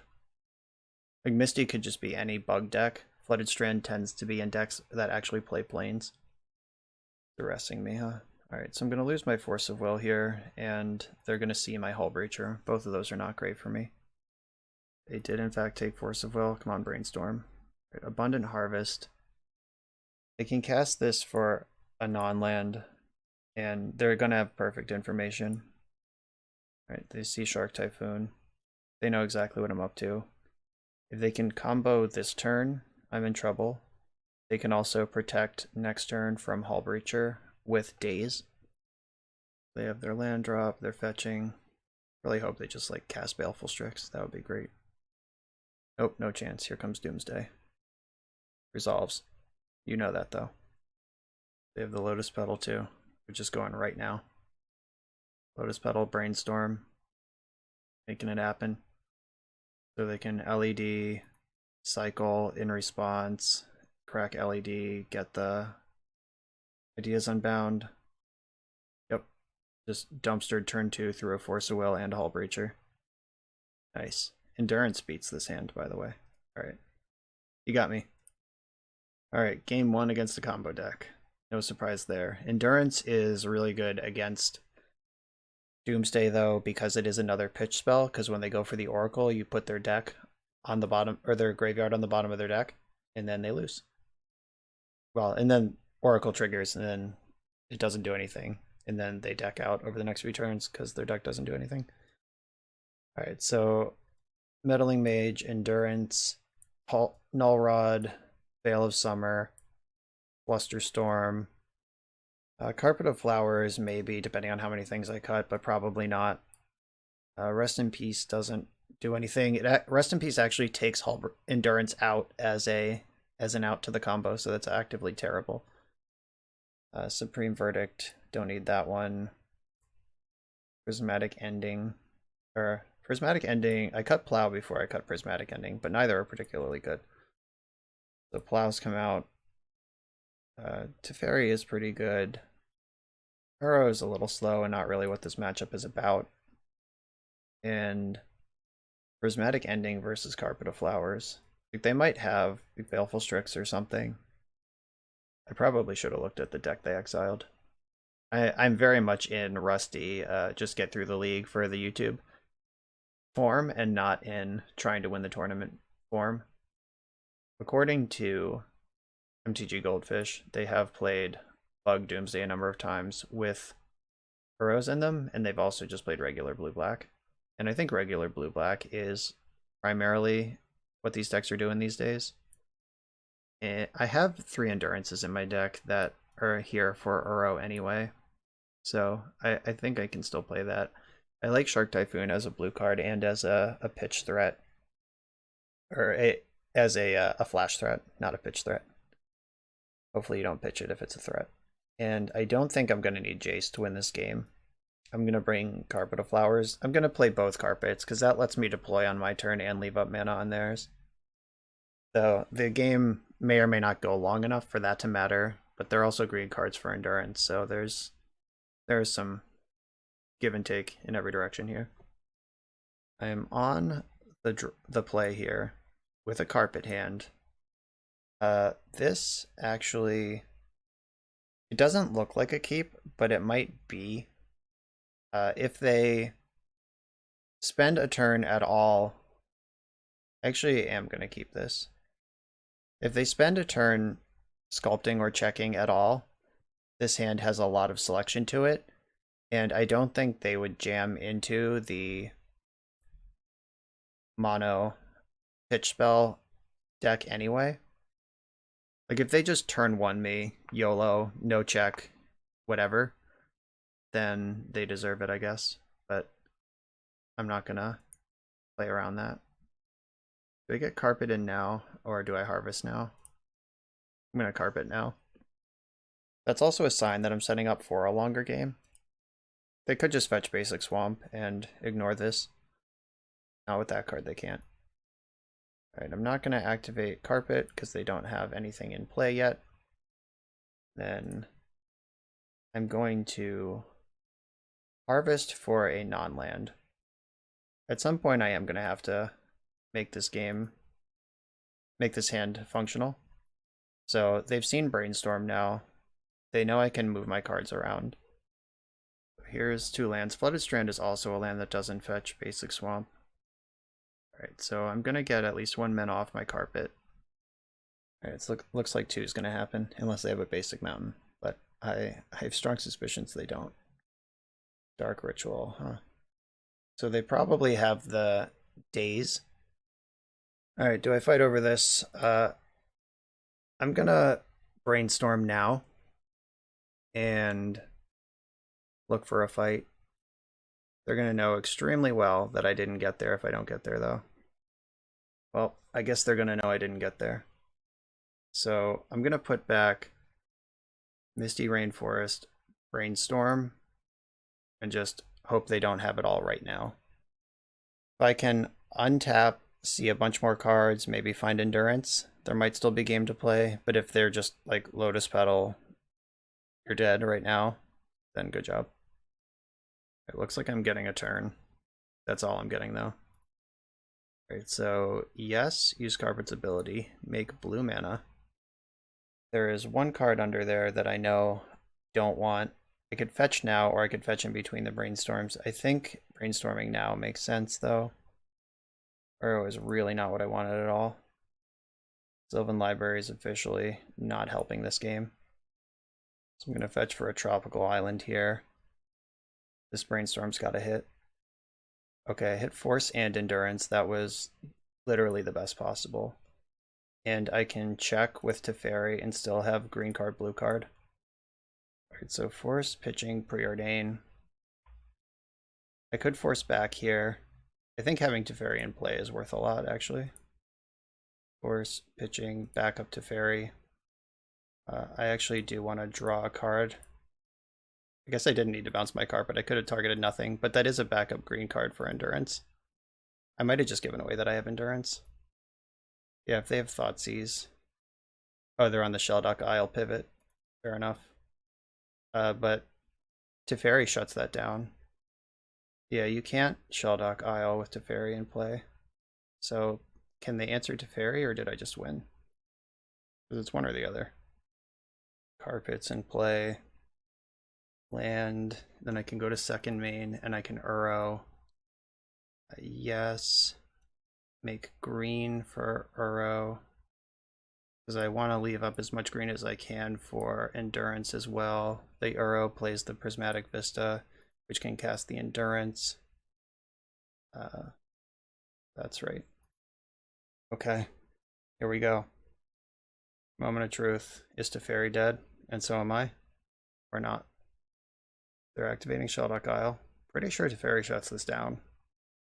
Like 99.9%. This Shelldock Isle activation has been on this deck for close to a full minute now. I think my opponent is Googling how this works, and they're going to be disappointed. I'm really glad I fought over this Teferi with the Force of Will, now that I see this sideboard pivot. I'm also going to bring in Back to Basics for Game 3, just in case. That's just another hit that connects with this play. The reason that this works is that Teferi says your opponent can only cast spells when they could cast a sorcery. My opponent is asking me in the chat. So what I just explained to my opponent in the chat is Shelldock's Isle abilities on the stack right now, and the way that this ability resolves is you cast the spell as part of that ability's resolution, and you can only cast sorceries when the stack is empty. And if you have a triggered ability that lets you cast or activated or triggered ability that lets you cast a spell, it is still your the stack is empty, even if it's your main phase. Like, there's something on the stack, so no, you can't do that, is what I'm trying to spit out here. I think I want my Trop. So they have 2 cards left in their deck. If they also kept the Oracle and Thoughtseize, they might have been able to make a double stack that just beats me. Just gotta hope that that's not the case. So I get to Uro this turn and still leave up Endurance. I just hope that something else happens along the way. In the deck tech, I mentioned that a lot of these decks are off Teferi and they're on Narset. And Teferi was the role player here. Alright, so if I make green, yes, make green, I can go, I can cancel this for starters, and then play this island, and then go blue, blue, and still have up everything. 1, 2, 3, 4, 5. Here comes Uro. I can still Endurance. Didn't really want that, but there it is. I'm going to make a big shark because that does represent lethal, but so does Endurance. So I can still Endurance. I'm also above 15 life with more than 6 permanents in play, so I'm not even dead to an Emrakul if they can remove Teferi. They're fetching here. They are on 0 cards. Pyroblast that, huh? Okay, so they can cast Emrakul, and then their deck's empty, so they die. Yeah, that resolves. Where's the Oracle under there with Force of Will backup? Oh, do they have Force backup? Wow. I guess I have to Endurance here and hope it's good enough. Okay, the Endurance trigger's on the stack. Let's hope they don't play Stifle. Okay, okay. We didn't lose. They can Emrakul next turn, but they have to block. I'm not going to use this yet. I couldn't even make a 1/1 shark, unfortunately. Alright, so here's a bunch of damage. This puts them to 4. So Doomsday is in their deck because I just put their graveyard into their deck. So they could refire. I'm going to say yes, make green, play Null Rod, and Sylvan Library. Alright, this game has been crazy. My opponent clearly knows how to play Doomsday. Much to my chagrin. Yeah, they can even like extra turn the Emrakul and then like Doomsday in. I assume this is Emrakul. Yeah. Right, that doesn't beat me by itself. Right, here's the extra turn with Emrakul. So they attack. I should make my shark before I do anything else in case the shark is the thing I want to sacrifice. So I'll get another white source just in case. And then I'm just going to make a 1/1 shark in case I draw Endurance or Force of Negation. And like 1/1 is the same as any other number here. Meddling Mage, not bad. Okay, so they get to annihilate. I think they have so many lands that annihilating Carpet seems okay. Shark. So Carpet is worth 4 mana, so I could sacrifice 4 lands before the Annihilation catches up with Carpet. 1, 2, 3, 4, and Null Rod could keep me safe for a turn versus... Yeah, I think the library is the one to go. Oh, if they drew Pyroblast, they can actually beat me. Hold on. So I want the shark to stay alive. Sack another land, and I don't think they have any artifacts left in their deck. Alright, so now I have a lethal attack even through Pyroblast. And I can cast Meddling Mage, and I get my library triggers. Alright, they conceded. Wow, that game was insane. Okay. It is crazy what Doomsday pilots know how to do with 5 cards. Genuinely impressed. Alright, so I want back to basics. Though they might get off that plan now that they know that's a thing. Now that they know how Teferi works. But also, just maybe not. Maybe they're like, YOLO, let's do all of it, because that just worked. Okay, Prismatic Ending. I'm officially off that one. I actually did look at their deck this time, and they are just straight blue-black. I think Library's probably a little slow. Hullbreacher is really slow on the draw, but can I afford a Library? Library being green does matter. Do I want both back to basics or just one? I mean, it's a blue card for my 5 forces, and it's not like you get a lot of time to navigate Shelldock Isle, so I need back to basics when they go. Just checking as many boxes as I'm able to check here. And yeah, Teferi's got to stay in. Do I cut a cantrip or is it Sylvan Library? Maybe it's Engineered Explosives. That doesn't seem to do much. Like, the best I can hope for with Engineered Explosives is like play it on 0 and hope to catch a Lion's Eye Diamond when they're not ready, but Doomsday play patterns don't really put Lion's Eye Diamond into play when they're not ready. Yeah, so I think the explosives can go, especially since I have my own Null Rod. Alright, on the draw against a scary, competent Doomsday player. Let's go. On the draw for the deciding game, and I have Island Ponder, Force of Will. The 2 Shark Typhoons are pretty bad, but the 2 cantrips are pretty good. I'm going to keep this. I mean, one of the Typhoons easily pitches to Force, so there's not really a question mark on that one. They're fetching. I hope they cast Ponder and not Duress. Okay, Preordain, you got it. So I will say, even though my opponent didn't understand that interaction last game, when I explained it, they were just like, okay, gotcha. And then put a lethal line on the board anyway, or almost lethal line. Lethal if I mess up, line on the board anyway. So, power to them. Nice job. I think I want to Ponder here. Though, nope, I messed up. I don't want to Ponder here. I want to hold up Brainstorm here. Alright, maybe I'm committed at this point. Alright, I'm going to cast Ponder. Though I think the correct play would have been holding up Brainstorm, because then if they duress me and take Force, I can still cast Brainstorm and do stuff. Is this Carpet something I want? I don't think so. This is a shuffle. I'm looking for Meddling Mage or Endurance or another Force, just like another layer of protection. They cycled Street Wraith to draw a card. There's mana number 3 for Doomsday. I'm going to force a Doomsday here. I know they can probably daze or force back, but they've demonstrated their ability to make piles that beat all sorts of shit.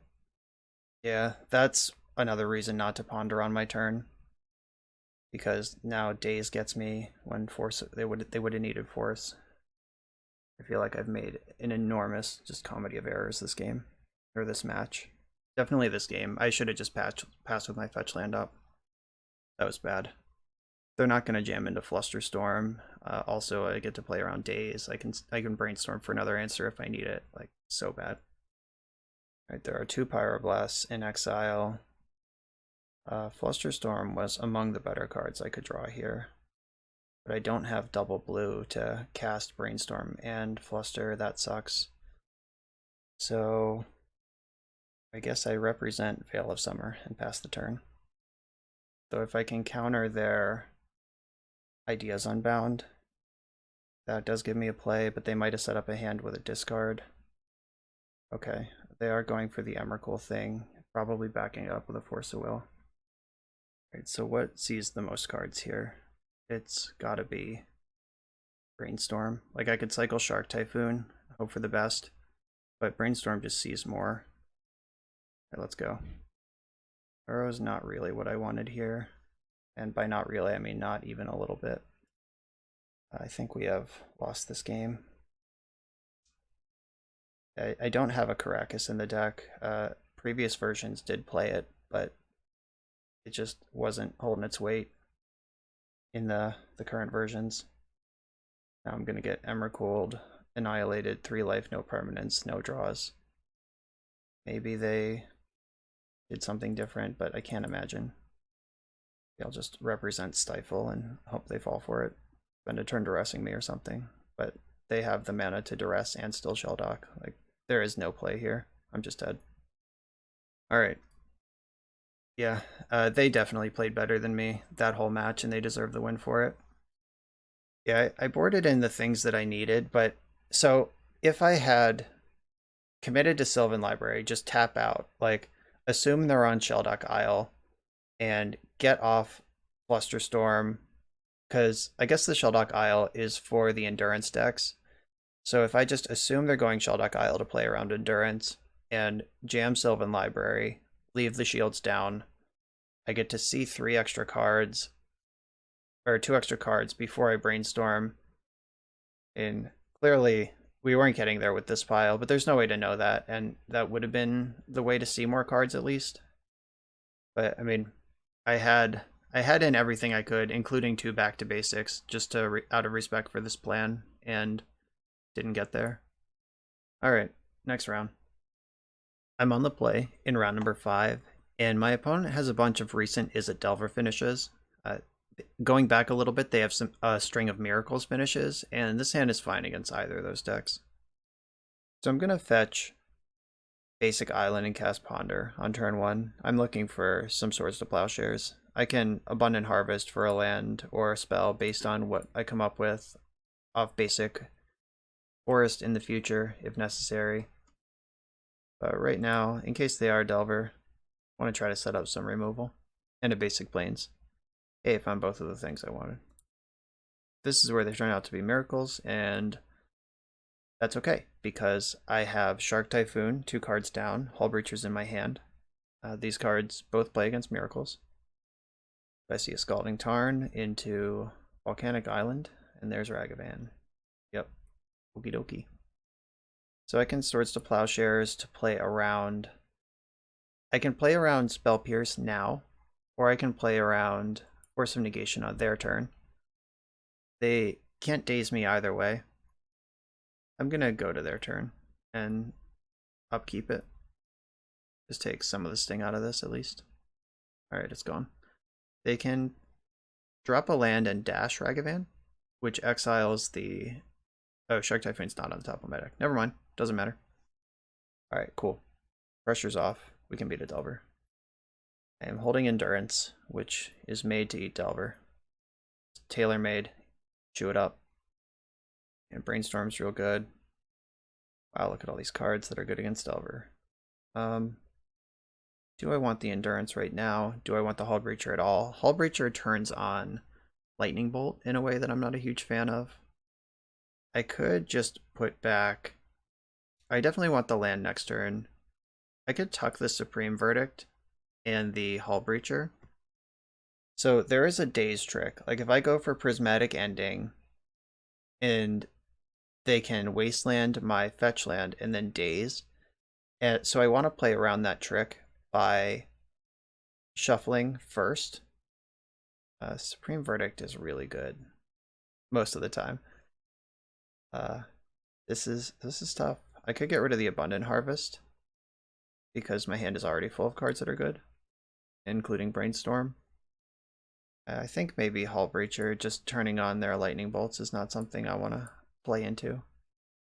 It's a little awkward just fetching a basic forest face up like this, but endurance is really good. Silver costs 1, Prismatic Ending, cast for 1 color. Let's get that out of here. Holding on to the Supreme Verdict because Murktide Regent is the creature in their deck that dodges endurance. But also only kinda. Like, if I can time it right, endurance can keep the Regent from arriving for a little while. Alright, they are Brainstorm locked. They missed their land drop. And I'm sure they have spells to cast, but... So I could commit to endurance this turn, but I think Brainstorm, turning this Force of Will into something I'd rather have, is a good use. That's a little awkward. So would I Force of Will a dashed Ragavan? Is the question. Or Force backing up my endurance is nice. I could just put these 2 lands back. Or not both. One or the other. Because I want to play the other one. And then the Coatls are pretty good on the following turn. So I think putting back Verdict and Force. The Verdict and Forest are reasonable. But then I can't... If they do connect with the Ragavan, I'm trying to decide, like, if they connect with the Ragavan, if they dash in a Ragavan next turn, what's the best way to not get blown out by that? Probably just giving them Force of Will is the answer. So, put back these 2. Play this Plains for the turn and pass. Okay. So I'm drawing Force of Will next turn. If they connect with Ragavan, then they exile my Force of Will. Wow, wish I played around that. Cha-ching. Okay, so they get my Force. Didn't want it. And then I'm drawing the Forest, which lets me put Endurance in front of the Ragavan next turn. Or I could Icefang Coatl now. So, what is the difference there? Difference is Lightning Bolt.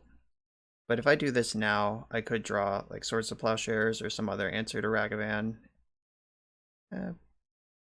Yeah, if they want to spend a Lightning Bolt on a card that already drew a card, I'm maneuvering into a place where I'm going to stick this Endurance is the plan here. So they must have Bolt or else they wouldn't have done that. Yep, makes sense. I think the only like good card they can steal from my deck are cantrips, which I mean I do play some number of. But most of my cards are big and clunky and don't really play with their deck well. But that certainly is a Brainstorm in a situation where it's very good. So this coming turn, I can Icefang Coatl. Oh, okay. Shark Typhoon changes everything. I was about to say I can Icefang Coatl and Endurance and all play around Daze, which is still true, but Shark Typhoon is just the money. So they'd need a second red source to back up their Ragavan with Lightning Bolt here. Second red source achieved. So if they dash Ragavan, I can flash in Coatl. They interact with that. Then I can still make a shark big enough to eat Ragavan. Something like Force of Will, Lightning Bolt, or Force the Coatl, Bolt, Shark Typhoon is the line that breaks this up. Or I can just block. That also works for me. If they jam Murktide Regent, I have the Supreme Verdict. Been sitting on that for a minute. Sure. It's a 5/5. Big. 1, 2, 3, 1, 2, 3, 4. Alright, I'm not going to roll the dice on a just YOLO Uro hoping to hit the land to cast Supreme Verdict. Don't get greedy. Don't get crazy. You don't need to do any of that. Another Dash Dragavan here is pretty good. Just keeping things going. Expressive Iteration. Sure. They hit their land drop off Vista. That's what you want to do. And they did not dash a Ragavan or cast any spell at all. That's what I like to do. Hullbreacher. That's a good one. I think it's time to put Uro on the stack, though. That does require blue mana. Let's just get this started. Have this conversation of Uro is in my graveyard. What are you going to do about it? Alright, Uro's in the bin. I have 3 flash threats. 2 of them are uncounterable. Or I have 4 flash threats. 2 of them are uncounterable. 2 of them cantrip. 2 of them get around days. Another iteration. Iteration does not draw cards, so that's pretty good. Gets around Hullbreacher. Though I'm not jamming my Hullbreacher into daze / lightning bolt anyway. I'm going to make a 1/1 shark in this end step. Assuming nothing different happens that requires me to respond in a different way. I mean, I have Hullbreacher, it's tasty, but they haven't played a creature in 2 turns now, and that means their hand is full of reactive spells like Lightning Bolt and Daze, which are not what I'm interested in losing to, if I'm being honest. So I'm gonna get Basic Island and make a shark here. 6 basics, that Wasteland's just been sitting in play forever over there. There's 1 more still in the deck I can fetch, and at this point wasting me is like not even good. So it's not a big deal. Back up Uro. How do I want to play this? Do I just want to main phase and endurance so they don't Murktide Regent me? Alright, let's see what they want to do about this prismatic ending. I could just bring back Uro. I guess that demands a Force of Will. Yeah, let's go. This card's basically free. I'm doing it. There's no Snapcaster or Tarmogoyf Life from the Loam anything in the deck, so I can just click at random. Yep, there's their Force.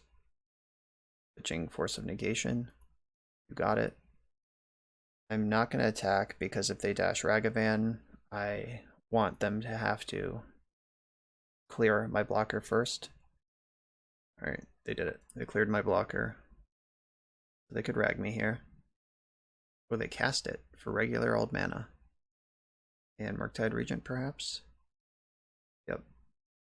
Alright, it's the full 8/8. So I can jump that a few times. I have 3 more Swords to Plowshares in the deck. I already used my Supreme Verdict. But like I said, Swords to Plowshares is in my deck.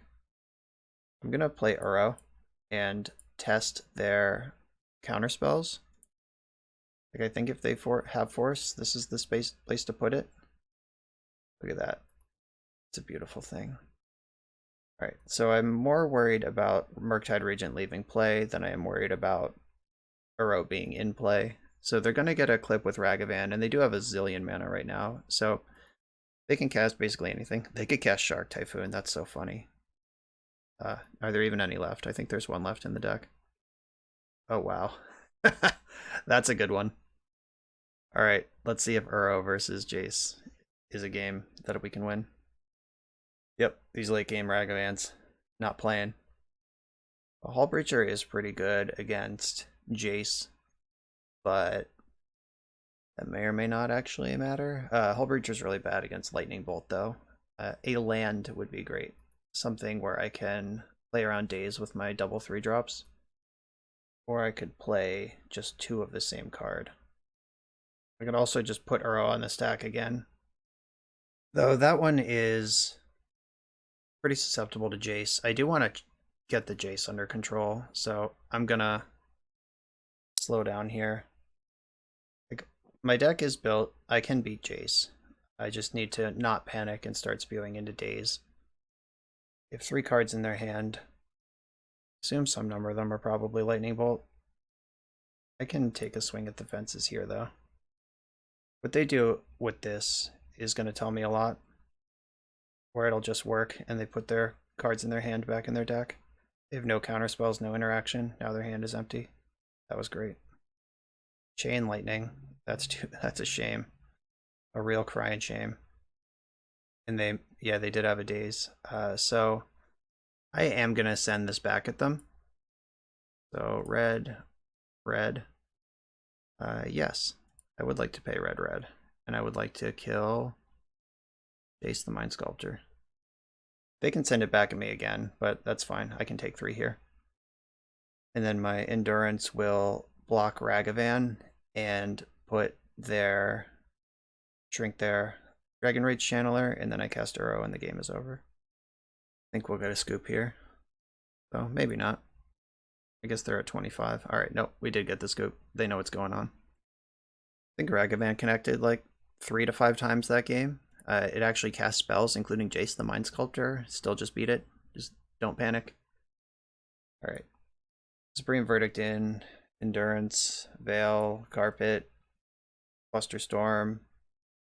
I like Rest in Peace.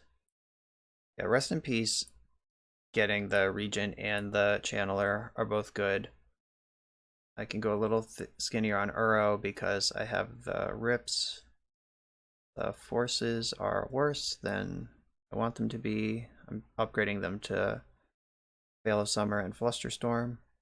Love all these removal spells. Love all these flash threats. Sylvan Library is good, but I don't think it's as good as the things I'm bringing in. Teferi can be a little wonky. I mean, it's good, but it's also a 3-mana sorcery that gets Pyroblasted in this matchup. Jace is a 4-mana sorcery that gets Pyroblasted in the matchup. And I think I can afford to go to 1 Force of Will with all of these onboard answers I'm bringing in. And that looks like a plan to me. So I have Harvest and Plow. Being a 1-lander isn't great, but I am going to keep it. Just harvest for a land, and I'm on the draw, so I have several looks before I'm really punished by not hitting a land. So these are the types of games I can lose. Alright, let's see if they have the days. I hope I draw basic planes here.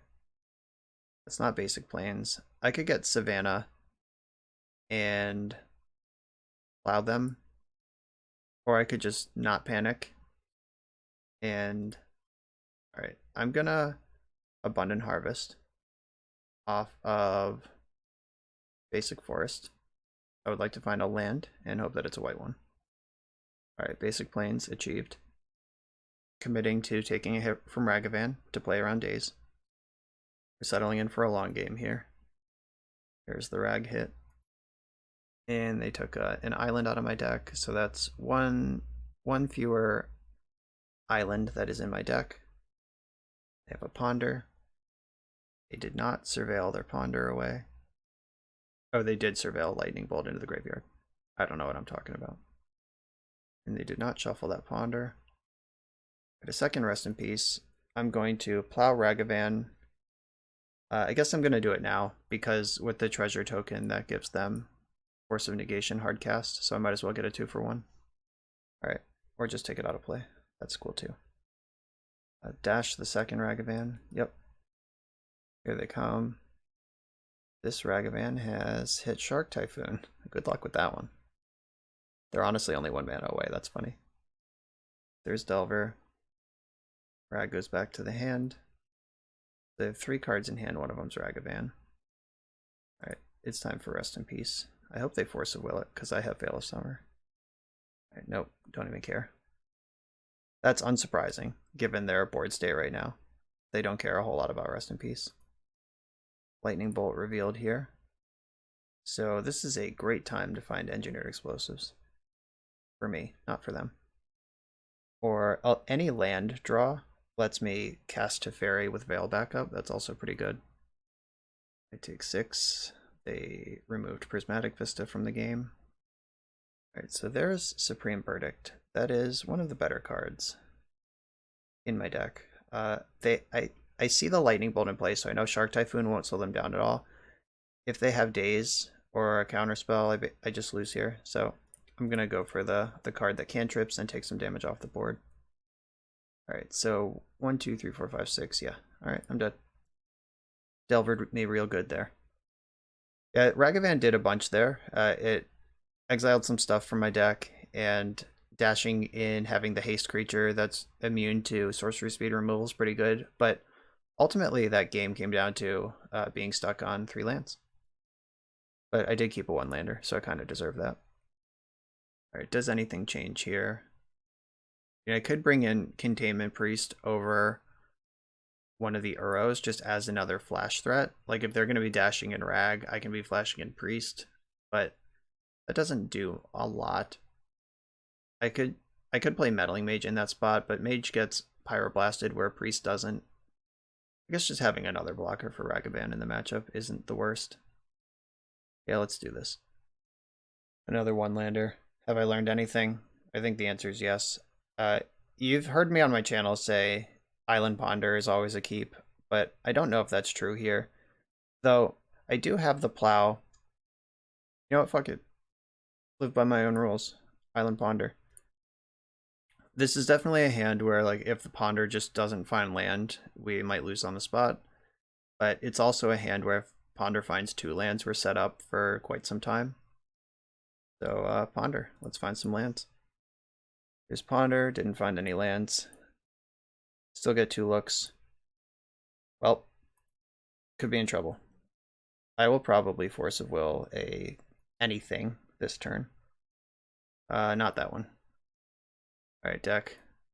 Plains. Jesus. Alright. Well, here we are. So, I was mostly memeing when I was like, fuck it, I live by my own rules. But at the same time, 1 in 3 cards in the deck is a land, and I just looked at 6 of them. Or 5 of them. Ponder saw 4 cards plus the draw step, and got 5 looks at a 1 in 3. It's alright, so it's slightly better than 1 in 3 because there's 18, or no, there are 17 in the deck. That is almost exactly 1 in 3, and got 5 looks and bricked. So here we are. And if I find a Plains, I'm still like doing pretty good here. I will Force of Will a follow-up threat. Plains. There we go. See? We're fine. You were all worried. Right, so things I can do now are Ram Rest in Peace on this deck. That checks the Murktide Regent. I could also just leave up Swords to Plowshares. I would be jamming Rest in Peace straight into Daze, which triggers Delirium. But I have Swords to Plowshares with Force backup, but that does let them start connecting with Rag, though they're already connecting with this thing. So maybe I do want to just get Rest in Peace in. Yeah, I'm just going to put that on the stack. Alright, it resolved. Murktide Regent, not a problem. This is a 1/1 Surveil for the rest of the game. I'm not going to Force of Will a dashed Ragavan this turn. Like, sitting with Swords to Plowshares in my hand and Force of Will, like, this is not a time that you play into Daze. Like, this is where you need to use every part of the Buffalo, just every drop of value you can get. And ramming a 2-for-1 into Daze is not how you do that. Yep, there you go. You can have that one. I'll plow it next turn. So the Caracas is some technology that protects Rag like forever. The exiled Flooded Strand. I wanted that, but okay. Hopefully we find a different one. Alright, not quite what I wanted, but we all knew that.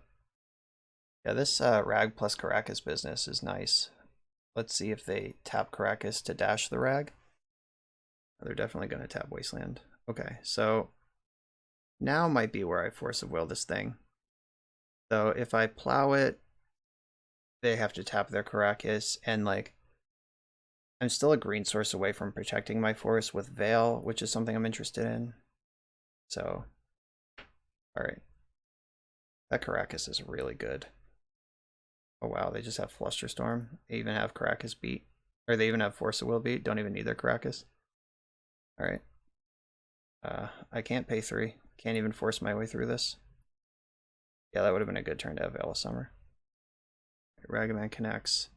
They stole a Containment Priest. I guess that's like not nothing. It's just literally a permanent to put on the board. Do I want to force this just to soak up some damage? Now I am playing around Daze. I'm not playing around Pyroblast because of the treasure. Yeah, I think I do need to respect just anything at this point. a land that gives me a 1/1 shark checks rag. Okay. They have the wasteland in play, but this is at least a 1/1 shark and makes them commit some sort of resource to the board.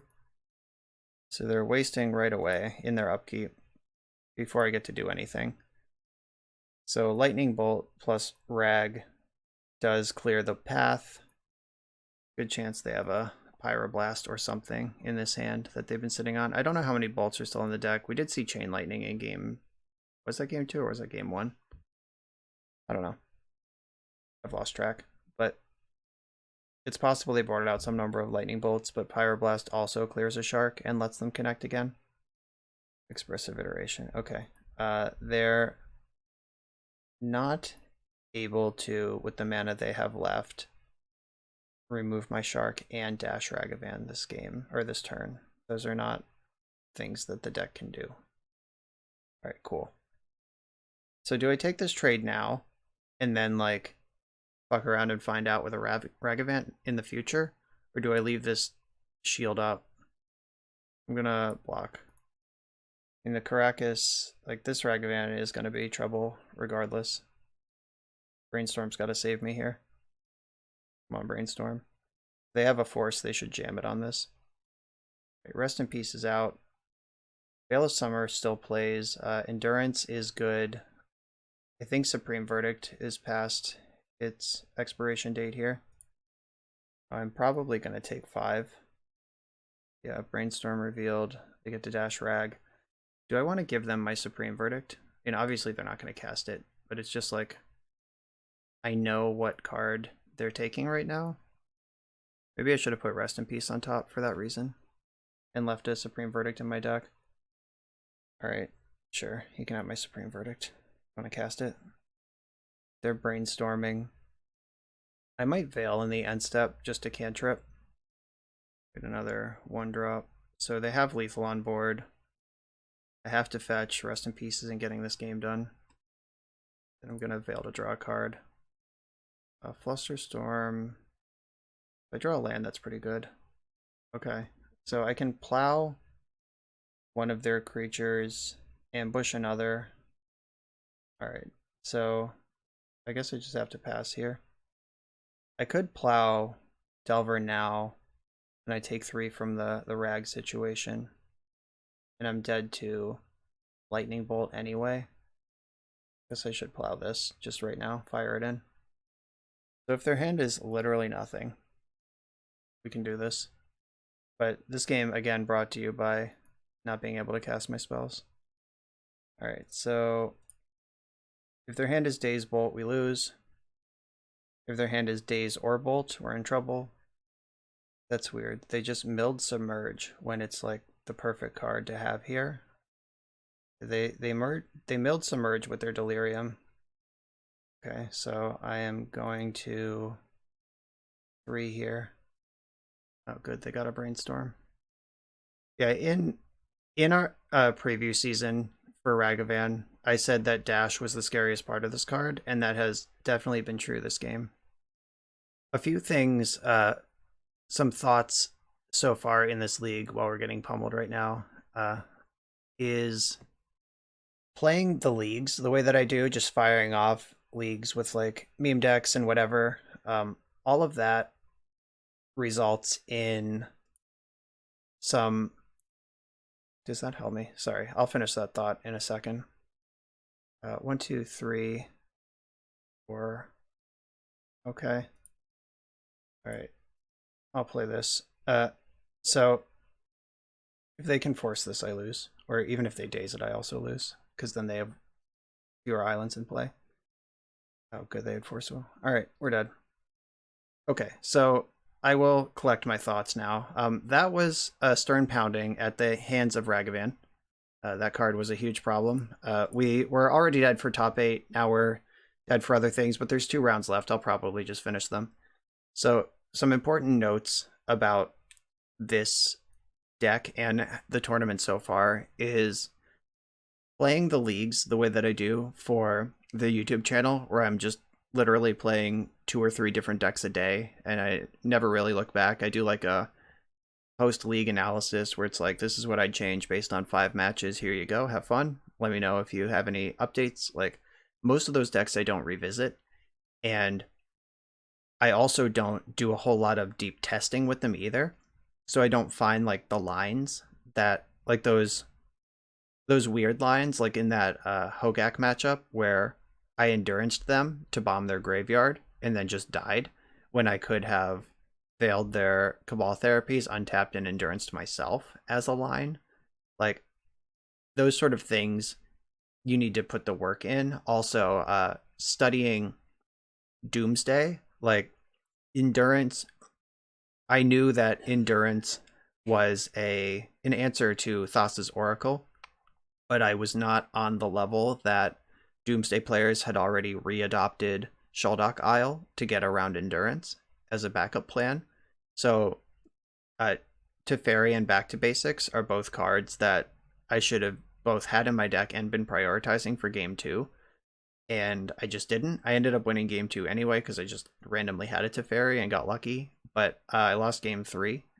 And knowing what hands you can mulligan, how much time you have, all of those are things that you need to study beyond just, like playing 5 matches and like, this was fun, on to the next deck. There's a big difference. And I'm not saying that doing that isn't fun or valuable, because it is both of those things. But once you have collected a bunch of skills for the legacy format through doing other things, you do need to focus them in on a single deck. So I'm playing in the Legacy Pit Open, whatever they're calling it, in September, which is still 2.5 months away right now. And then the Missouri MTG Legacy 100K is in October, which is 4 months away at this point. And before those events, you better believe I'm going to be like buckling down and just like grinding, serious testing, both league play and talking to friends and queuing into friends, like having them just like, let's just play 20 matches of Bant versus Is It Delver and see what matters, how to sideboard exactly, all of that. Like, all of that is a totally separate thing that needs to happen on top of generic legacy skills. So those are just thoughts that I've had now that we're here at 2-3. Started out 2-0, dropped to 2-3. Can still prize this thing, but super dead for top 8, dead for top 16 too, probably. But I'm gonna play the last 2 rounds, see how it ends up. But those are my thoughts right now. So what I do on the channel is entertaining, and it is valuable, and I hope people are learning. But if you really want to win a 7, 8, 9 round Swiss event, you need to be dialed in on a deck as well as having those generic skills. Thanks for listening to my train of thought rant. Let's get back to this tournament. I'm on the draw in round number 6. My opponent, you have to go back 2.5 months to find a legacy finish for them, but it was with Rug Delver. This hand is not very good against Delver. It's very good against control. I'm going to keep. I'm not going to put too much stock in the Google results for some old tournament results. Like, this hand is solid in a lot of matchups, and I'm going to roll with it. I'm going to play my island and pass. Like, I'm not going to jam Abundant Harvest like into Stifle. Oh wow, that's definitely an end step Brainstorm. So we might get comboed out here, or they might be Brainstorm locked here. Like, those are the 2 most likely things that are about to happen. Okay, they are. At least Is It Delver. Probably not Rug. I don't think Rug gets a basic island in it. But that was an ugly Brainstorm. They drew one of the cards they put back. They're probably going to draw the other unless they are able to surveil it away this turn. But I'm just going to draw Swords to Plowshares like a boss. I'm going to fetch and plow. Okay, I'm going to fetch in response to their Brainstorm. Okay, so I'm going to let the Surveil trigger resolve, which does clear that last Brainstorm card they didn't want. And now I get to play the, do I let them draw 3 cards, maybe find a counterspell, or do I let them know they need a backup threat game? So I'm going to let the Brainstorm resolve, because this is not really the threat I'm most worried about. Like, I can clear that with a Shark Typhoon next turn. Like, I'm going to save my plow in case they dash Ragavan. or play Delver or Murktide Regent this turn. I can afford to take one. Not a big deal. There's the Rag. If they have the Force, at least they get a 2-for-1. Alright, they had the Force. You got it, buddy. Force pitching Murktide Regent. I'll take that. They milled another Wasteland, so they are correct that those aren't going to come up in this matchup very, very well. See how Ragavan does. Get a Brainstorm. Yeah, that's pretty devastating when that happens. Like, most of the spells in my deck are not good for them, but when they just get to Brainstorm for free, that's messed up. I'm definitely, like I mentioned in the deck tech at the beginning, that part of playing this bigger event came up due to talking about format health, and I'm definitely pretty much into the idea that something needs to go from Delver.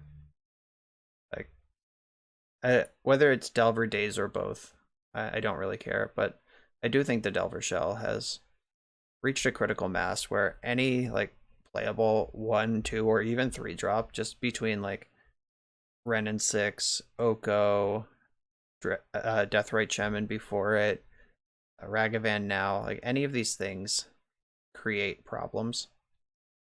Alright, since they didn't deploy Rag, I assume they can't counter a Swords to Plowshares, which means I get to go Shark Typhooning. And if this eats a Lightning Bolt, that is not a problem to me, because that's 3 damage I gain and a card up I go. Lightning Bolt it is. They kept a card on top of their library. Now that they've milled through a bunch of Wastelands, I can probably... no, I'm still going to fetch my basic forest before I do anything, but Supreme Verdict's looking pretty good right now. So I could try to sneak my Sylvan Library in, or I could Swords to Plowshares and make a 1/1 Shark. That sounds good. Still just going to play that Bant Flash game. That is the game that this deck is designed for. Expressive Iteration on top of the deck is a pretty good one. They are iterating. I'm going to let them mill before I plow the Delver. Don't want them to find Force of Will off this thing. And they can't, even if they hit their land drop, they can't dash Rag this turn, so I can afford to plow right now. And I have a Shark that can ambush this thing again. Eat up another Lightning Bolt, don't mind if I do.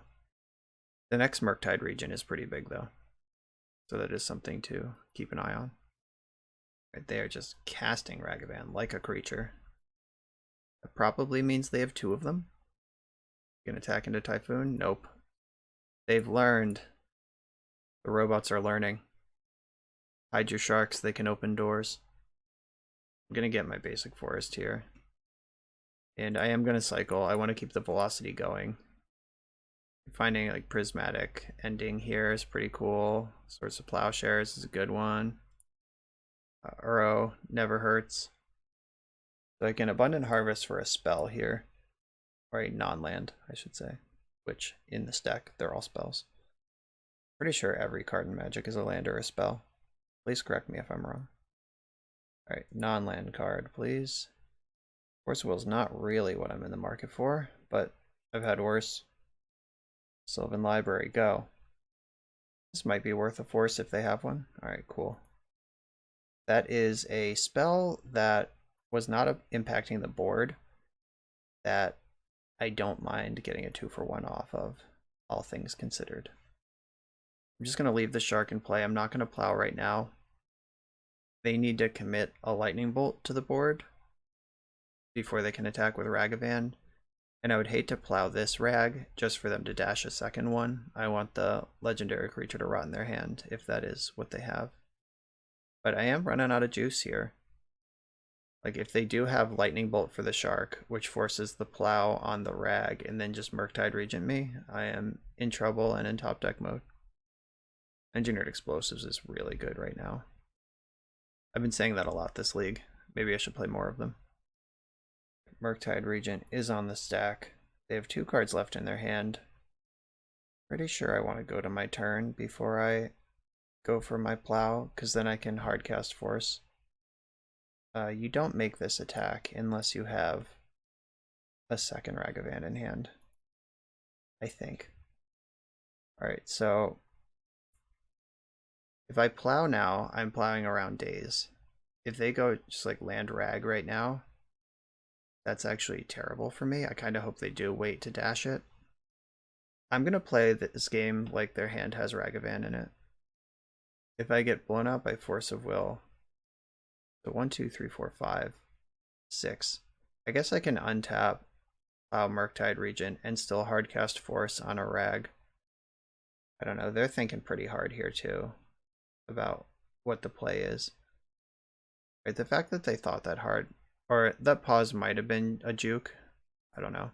I'm going to plow now. My read is Ragavan. I'm going to go with it. If they force blue card, then I guess I just don't know how to read things, or they baited me real good. God, they had it. Okay. I deserve this. Alright, sure.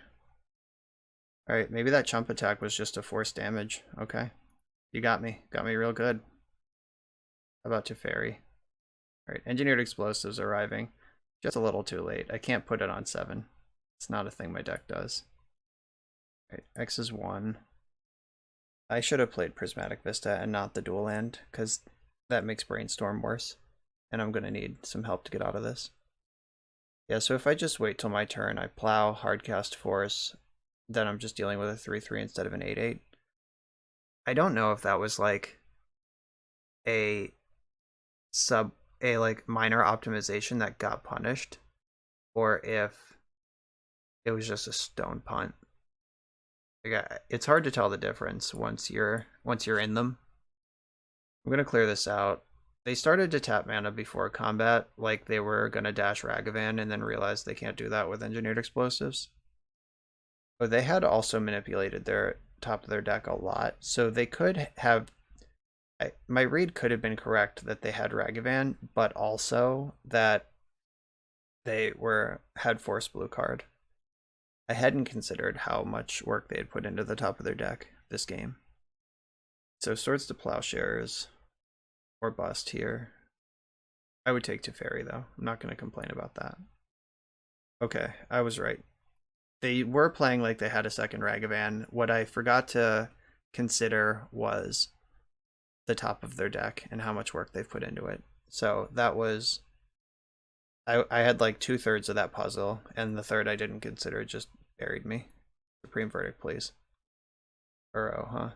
So, I mean, I can do this. Here he is. Blue, blue, green, green. There is another forest in my deck. There's definitely another tropical island in the deck. So this will put me to enough to survive this attack. I get to block. I'm dead to Lightning Bolt. I'm dead to any sort of removal spell. I'm dead in 2 turns if I don't find something better to do. But this was not a bad place to start. As far as top decks go, you can do worse. I still think Prismatic Vista is going to do more work for me as a card to shuffle it with Brainstorm than as a card in my deck. Alright, dead to Lightning Bolt, but Endurance can chump block Murktide Regent for a turn. Rag doesn't get to attack. Again, they have done a lot of sculpting of their deck, so maybe I'm just dead. They know I have Force of Will, though. They have seen that card. But still making me have it is pretty good. That too. Looks like they, well, got to the end step. Alright, we've gotten to my turn. Oh, well, that was a good one. 1, 2, 3, 4, 5, 6, 7. Okay, so I can attack here, get out of bolt range, draw an extra card, and Ice Fang Coatl plus Endurance Absorb actually just brick their whole board. I do want this land in play now. I'm going to need all of them. So I have Endurance and Ice Fang Coatl with Force of Will backup. Let's do this shit. I think I want to bomb their graveyard right now, actually. So, green, blue, green. It's in a, oh, whoops. So this is going to be enormous. This better work. Yeah, so that becomes a 12-12, but at least I don't have to deal with a second one. So, like, The play there is like I've already answered this one, but the second one I don't have an answer to lined up. So I think that was fine, even though it grew that thing. They have one card in their hand, which is not enough cards to beat a Force of Will. Like, even if they do have the Lightning Bolt, I go to 4, and the board's clear. And then Uro's bearing down. Yeah, I think we did it. Blocks. Eat Rag. Eat this. It does have Death Touch. I have enough basics. Thing doesn't trample. Alright, now we're holding up Force of Will and pulling ahead with Uro. This game is over. That was a tight one. We had to thread the needle there. And they've seen this Force of Will off the Abundant Growth 100 turns ago, so they know that they're just dead in 2 turns, and I have counter backup. Drew Abundant Harvest, that's a good one. Find some more action. Gonna attack with Uro first. So, alright, yeah, they're conceding. I was about to say 6 plus 6 plus 3, or like 6 plus 9 is still lethal, so I was not going to attack with Endurance this turn. I want to pull ahead on the cards in the life with Uro, so that definitely has to attack, but it doesn't change the clock to attack with Endurance, and it does give them some Ragavan value to dash Rag, so I just was not going to attack with Endurance there. Okay, here we go. I'm going to adjust my plan from the previous ones. Rather than 2 Rest in Peace, 1 Uro, I'm going to go 2 Uro, 1 Rest in Peace. Because Rest in Peace is only like medium effective in the previous games. And drawing the second one sucks, and Uro is just a good card in the matchup. So I'm going to change that around a little bit. Always adapting. That's why sideboard guides are a trap. Nobody knows what they're going to do every matchup. They can't write it down before the tournament. You out of your mind? So Force of Negation, Force of Will, Force of Will. I might want to leave 2 of these in. The Hullbreacher is just so interesting, but also it's just like a big banger or a big brick, and that's about it. Maybe on the draw, Hullbreacher is worse, and when I'm on the play, I can consider bringing it back in. But yeah, it's definitely the most fragile of my threats. Everything else draws a card when it comes into play or doesn't die to bolt. So there's a lot of built-in 2-for-1 action in the deck as it is. All right, maybe, yeah. I think 1 Force of Will just has to be the right number. Though, it could be more. I don't know. Depending on... As long as you have a plan, I think it's fine. If your plan is to just like force everything and catch up with Library and Uro, that is a thing you can do. I want to not have to force anything and just play to the board. Have the explosives, that's great. Prismatic Ending, also great. I'm going to keep this hand. It's a little awkward that I have blue mana. I can't make white off a basic yet. So I think I just want to chill with this fetch land until I can do something better with it. They did not shuffle their Ponder. Another Prismatic Ending. Alright, I'm just going to land go here. This sets up the Brainstorm for next turn. I don't want to jam my explosives into Daze, because as we've established, it's one of the better cards I have. Another Ponder. Cool. I love when Delver takes the time to set up instead of coming out blazing. Scalding Tarn to follow up. The Dragon Rage Channeler. Okay. So I am looking for the basic planes here. Is it time for an end-step Brainstorm? I hate them so much. But it does change the dynamic of the game if I find one. So I can engineer explosives and set up a long-term plan. I'm going to wait. I found basic planes anyway. Always had it. Got my planes. Cast Ending for 1. Get rid of this thing. Alright, now I'm set up with one of each basic. I can Uro next turn and just get that started. Get their land drop off the iteration. Casting another 1-drop here, or are they continuing to cantrip up into their Murktide Regent? Alright. I'm going to Prismatic Ending this thing also. This could be a good spot for Engineered Explosives, actually, because I have the 2 lands to play it and activate it right away. And if they daze it, like this could keep Ragavan out of play for a turn. Right, I'm doing it. Explosives for 1. Let's go. And if they force this or deal with it in any way, I have the ending as well. And I'm going to fetch my island right now. Stifle has largely fallen out of favor. I guess they could stifle the engineered explosives too, but that's fine. I would prefer them to stifle that than my land, because the thing that keeps coming up is I lose games where I don't have mana. This deck is kind of cheating a little bit by playing 19 lands, and that's not really enough lands to support Jace the Mind Sculptor. So it's trying to get away with the cantrip package and the abundant harvest. I think that this deck should just have 20, maybe 21 lands in it, and just always hit its land drops. Just be really honest about that. Stop cheating on the abundant harvest and just put lands into play. I popped the explosives in combat. That saves 3 damage. Also, you can't dash rag mid combat, so that doesn't work. Here's a bunch of these jerks. Time to ponder, I guess. No, I want to brainstorm. No, I'm just looking for lands. So ponder is the one I want. The rest of the cards in my hand are good. Oh wow, that's better than a land. How do I want to fight this fight? If they have Force of Will, going for the carpet is pretty greedy.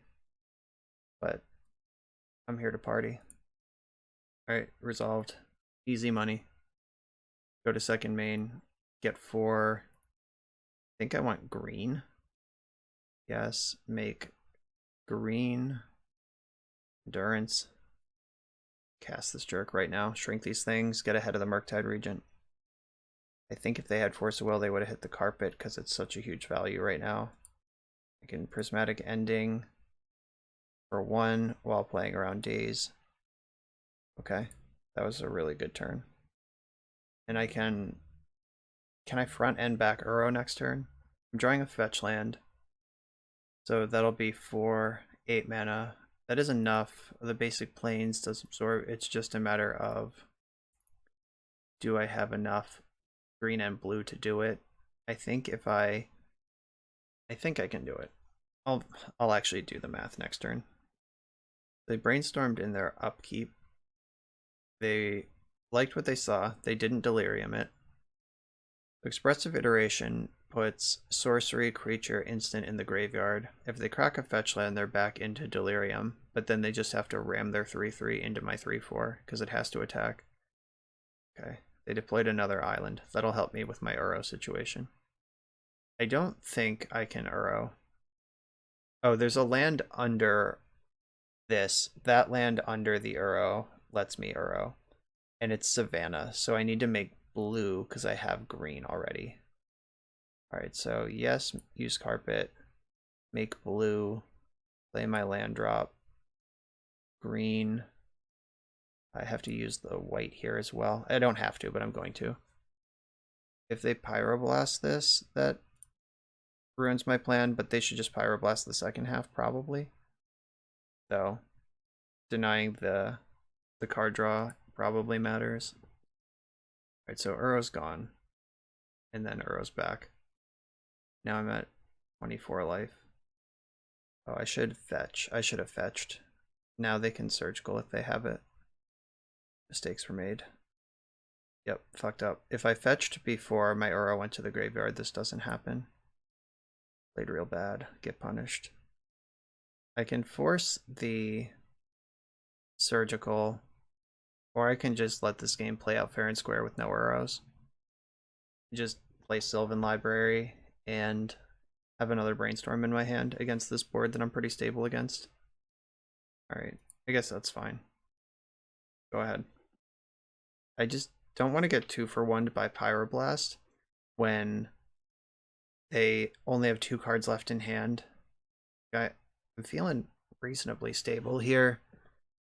It sucks that I missequenced that, noticed what I did as soon as it was too late. But now I get to fetch a basic instead of a non-basic. Not that it matters a whole lot with carpet around. I'm not going to fire the second Brainstorm, and I'm not going to attack. They're now delirious with their Dragon Rage Channeler, so it has to fight. They basically need Murktide Regent to eat their graveyard so they don't throw their creature into the graveyard.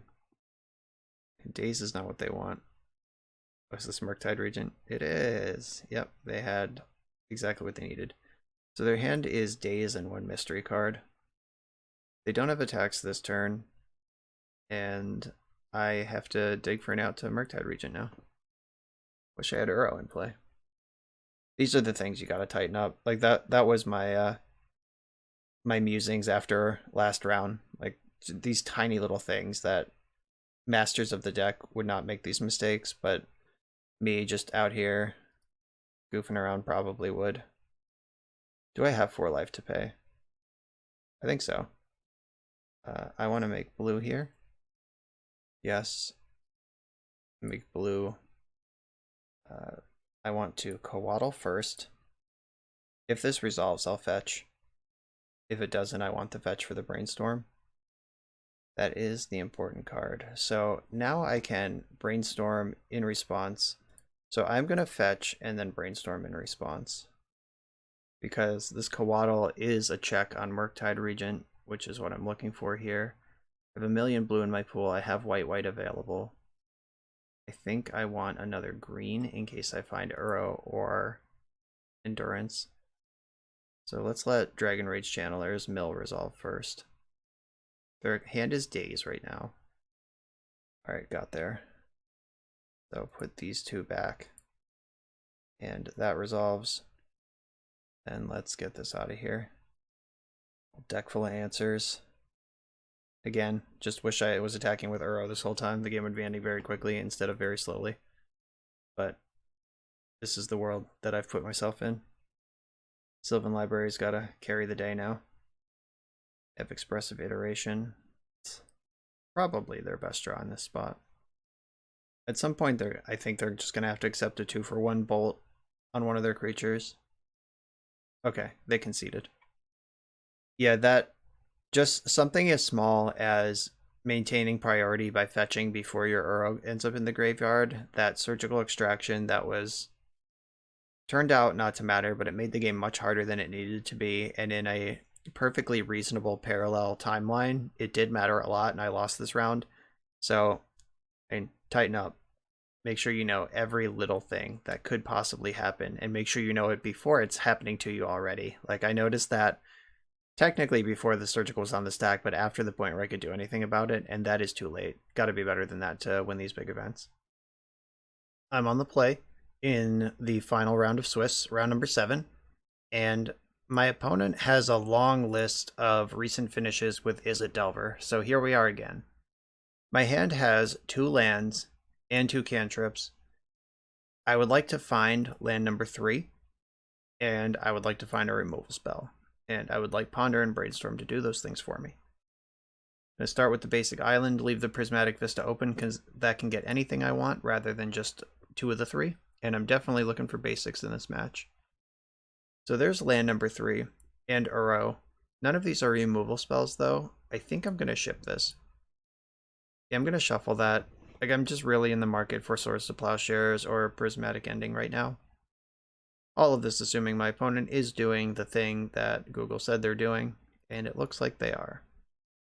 No consideration whatsoever for forcing a Delver that has Daze backup. Probably gonna send these Hullbreachers home. Okay, cool. So Hullbreacher and other Hullbreacher? Is that what I'm gonna bottom here? I could test them in the end step with one of the Hullbreachers, untap Jam Teferi. That's a play pattern I'm kind of interested in. Alright, I'm going to send back 1 Hullbreacher in the library.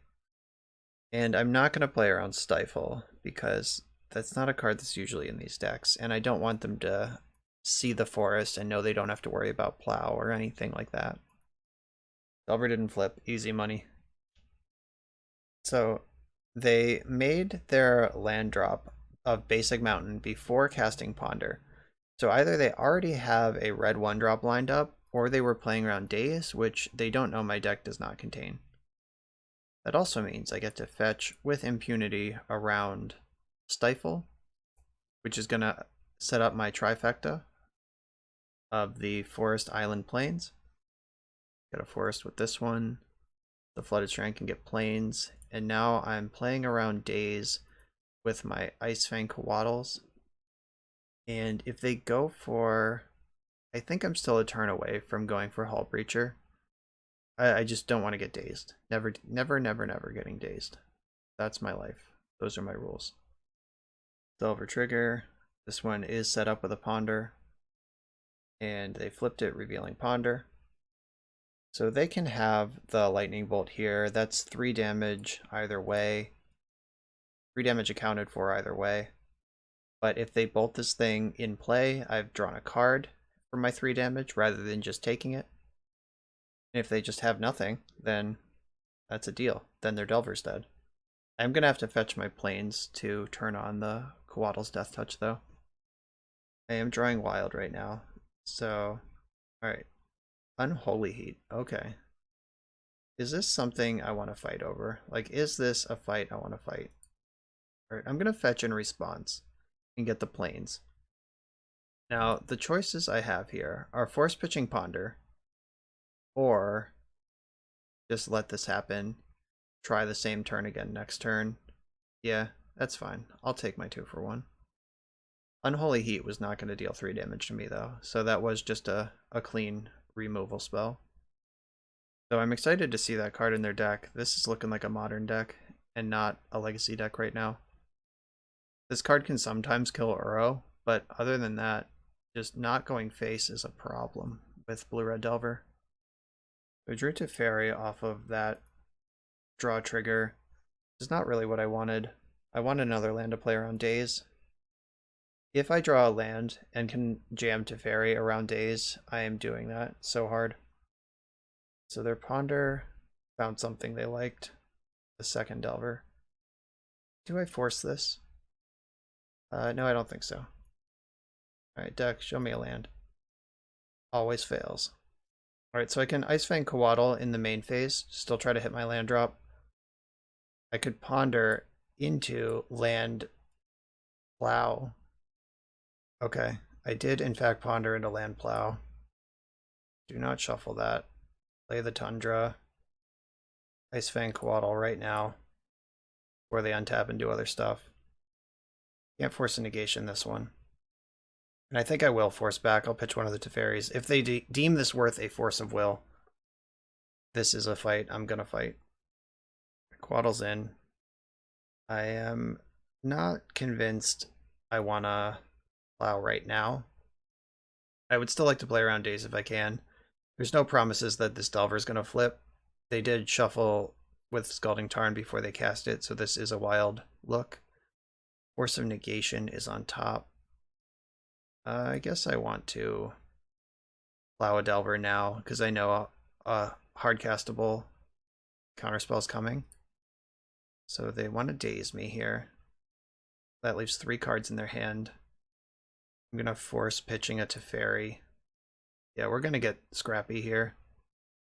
So even if they win this counter war, like if their hand is just like double force, double daze, then Ice Fang Coatl is still in play to trade with one of these things, and Teferi can bounce the other. And they'll be running low on cards for this Force of Negation. They're definitely tapped out of hardcast mode. Okay, all of that just happened. That's lucky. But they do have Force of Negation in their hand right now. Know about that one. Expressive Iteration, post land drop. They're playing around days really hard for a deck that I think they can safely bet doesn't play it. They see 2 non-island basic lands right now. Alright, they do have Mishra's Bauble, so they are the full turbo mode. The Daze is the first card we've seen other than Volcanic Island that's not legal in Modern, which is certainly a way to build this deck. Oh, they went for a Bauble. I'm jamming Hullbreacher. Can't force a negation this. Here we go. No respect at all. Okay, so I can play Sylvan Library into Force of Negation, but that's going to cost them a 2 for 1. They could have a Daze, but they had several chances to daze other spells. I don't think they have Daze. Here we go. Sylvan Library's on the stack. I'll take a 2 for 1 off Force of Negation, especially if it clears the way for Teferi. Yep, you got it. Force, pitching, force. That's out of here. And my board is pretty stable. The Dragon Rage Channeler has to attack into my Coatl. If they have the Regent to get them undelirious so they don't have to throw their creature in the graveyard, then Teferi can bounce the Regent. But they're running out of things to do over there. 2 cards left in hand. Channeler has to fight. I will block Channeler. Because Delver takes longer to reset itself. Like, assuming that Teferi is going to bounce one of these things, this is immediately comes back as a 3/3 and can surveil right away. This is just a 1/1 on the second time around. Hullbreacher can't get involved in combat, even if I wanted it to, because all of their creatures have flying. Alright, I'm going to super play around Daze and Spell Pierce here. Here's Teferi. Let's lock in our profits. Their last cards are Force blue card, then they're empty and Uro can start gaining life next turn. If their last cards are Bolt, then Teferi will remove the Delver, so I don't have to worry about that being their line. They can't activate this Fiery Islet because I have Hullbreacher. Life is good right now. Do I want to respect Ragavan? And would I trade a Hullbreacher for Ragavan even if they had it? I think the answer to both is no. So in for 3 with Hullbreacher and ship the turn. Their hand is Delver and 2 cards that are not counterspells for Teferi. The second Fiery Islet, that hurts. Okay, they're free.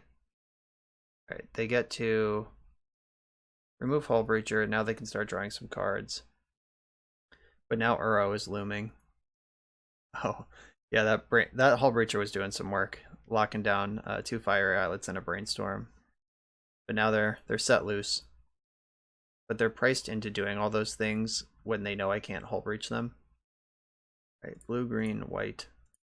Let's go Uro.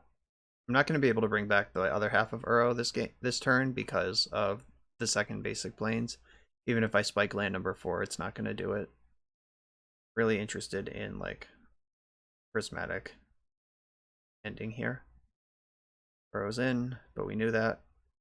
Here's Savannah. Uro's gone. Plus Teferi. They spend a turn attacking Teferi. Not the worst thing that's ever happened. They might... I think I'm going to hold back this land. If they think they can waste me off of a color, maybe getting them to commit Wasteland rather than just leave it up as a land for Hardcast Force is a better situation for me here. Ooh, they're going face. If their hand is triple bolt, I lose. But I guess I know that it's not because they just revealed Expressive Iteration. Alright, so I would have cast that Expressive Iteration before I made decisions on whether to attack Teferi or not. Dragon Rage Channeler. And that's pretty good. That's another 3/3. So I'm dead to double bolt. I get Draw Step plus Uro trigger.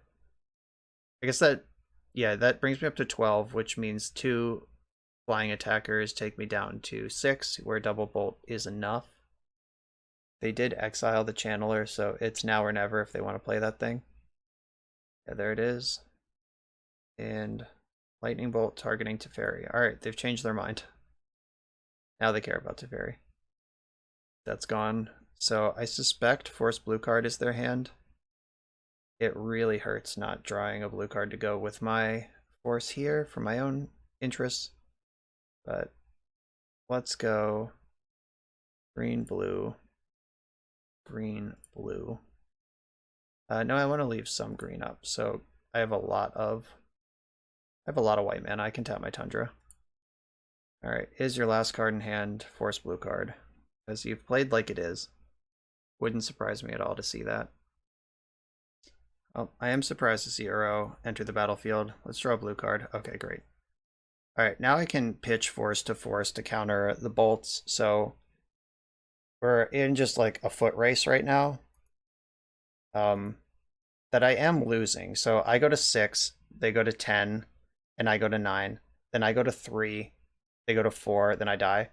But I draw 4 cards along the way on that adventure. So they Mishra's Bauble targeting themselves. Alright, so they probably have a fetch land in their hand. I think that's the reason to make that play. Oh no, they have Fiery Islet in play. That makes sense. So now they know whether they want to draw that card or not. Yep, Fiery Islet. They did want that card. So if their hand is double bolt, the third card can't be force and blue card, so they can put me to 2 this turn. That's actually bad. I go to 5 and I'm dead. Yeah, that's troublesome. My draw step plus Uro are going to have to show up with some gas. A third Delver. Maybe I'm supposed to counter that? Let's draw just Supreme Verdict and do the damn thing. Shark Typhoon also does the damn thing. Alright, Uro's going to attack. Born to fight. Gain 3. Draw my card. There we go. There it is. Right, that shrinks the Channeler. It can't get Force of Negation. If they Force of Will it, I have Force backup. So this feels pretty good. I think we're in business. The Lightning Bolt my face in the end step. I'm going to let them mill with their Dragon Rage Channeler. Do I just force this right now? I guess I should start a fight over Endurance. Do I want to? Yeah, Endurance isn't blocking this thing anyway, so let's have a fight over Endurance. Okay, so my opponent forced back. They are now empty. I'm going to let Surveil resolve. And they put Scalding Tarn in the graveyard, so they are drawing wild. So if I Force of Will this, I go to 8 life. I have Delver answered. This is a 1/1, and I still have Shark Typhoon. Yep, this is a Force of Will all day. I actually go to 5 from the Bolt, which I'm not countering. It was a long road, but that Force of Will finally did anything. Alright, shrink the Channeler. I'd really like this Delver not to flip. Especially not flip revealing Lightning Bolt. Alright, it didn't flip. So if they drew Bolt, they can just like Suicide Attack. Did they draw Expressive Iteration? Oh, Petty Theft. That's pretty good. So, but also not really, because I can just replay it. See what they got here. I believe there is another Tropical Island in the deck. But I believe doesn't matter. Yeah, coward. Alright, so they already know about Endurance. Maybe I should lead on that and then slow roll the Shark Typhoon. So, oh, I think they just conceded. Alright, yeah, they conceded. I was about to check my deck for make sure I still had green sources left. There was still a Trop in there. But yeah, they packed up that game. Cool. That was close. They put up a good fight. Both teams played hard. Alright, Endurance, Supreme Verdict, Carpet of Flowers. This should look familiar. Welcome to big events where we just play against is it Delver 4 times. Carpet, Fluster, 1 Rest in Peace, which is my modified plan from earlier in the tournament. 1 Rest in Peace, 2 Uros. The life gain does matter. Uro is a powerful enough beast on his very own that it's worth risking Murktide Regents against. And Sylvan Library was too slow. I think this is what I have settled on after 4 rounds of trying. Though Hullbreacher on the draw was something that I was experimenting with before. Like Hullbreacher might not be good enough on the draw, though. And it also dies to everything. Like this is the same conversation we had earlier. So maybe I want a second Force of Will in the deck. Or maybe I don't. Alright, I'm not doing it. I think I had the second Sylvan Library in and one of the Hullbreachers out on the draw in the last round. But I'm gonna play it like this time. We're in garbage time in the tournament. Like we're not making top 8. We're not winning this tournament. We are playing for a top 32, which is worth some prizes, but it's low enough stakes that I'm fine experimenting with a 1-card shift off of this other plan. So this hand has the explosives, it has cantrips, a bunch of lands. This is what I want to be doing. And they just passed the turn on turn 1. Like they could dash Rag right now, or they could be playing some sort of control game, which isn't going to go well for them, I don't imagine. Unless their deck is a Stifle build, and if they just double Stifle me, the game would end. So I'm just going to try not to play into that. They're making a move. I'm not going to fetch in response still. I really don't think they're playing Stifle, but I'm going to let them cast their expressive iteration. Then I'll respond with Brainstorm. So I'm going to get basic Island and cast Brainstorm in response to this thing. Then fetch basic Plains probably. And do all of this, playing around Stifle and making them make decisions on their own turn, which is preferable for me. Brainstorm action. Found a Plow and a Typhoon. All of these are things I want. Hullbreacher, I think, is the worst card in this hand by a whole lot. And what is the second worst card? You know, I do want to shuffle this to find lands. I'm probably jamming Sylvan Library next turn. Though I can harvest for lands whenever I want. I think it's not time for Uro. Though, untapping and just like jamming Uro here is not bad. Yeah, I'm not ready for Uro. Let's just shuffle away the 3-drops. Get them out. You're out of here. And then I'm going to fetch right now, still continuing to play around Stifle. That I still don't think they have, but I can do it, so I will. They hit their land drop off of the iteration. And they're fetching right away.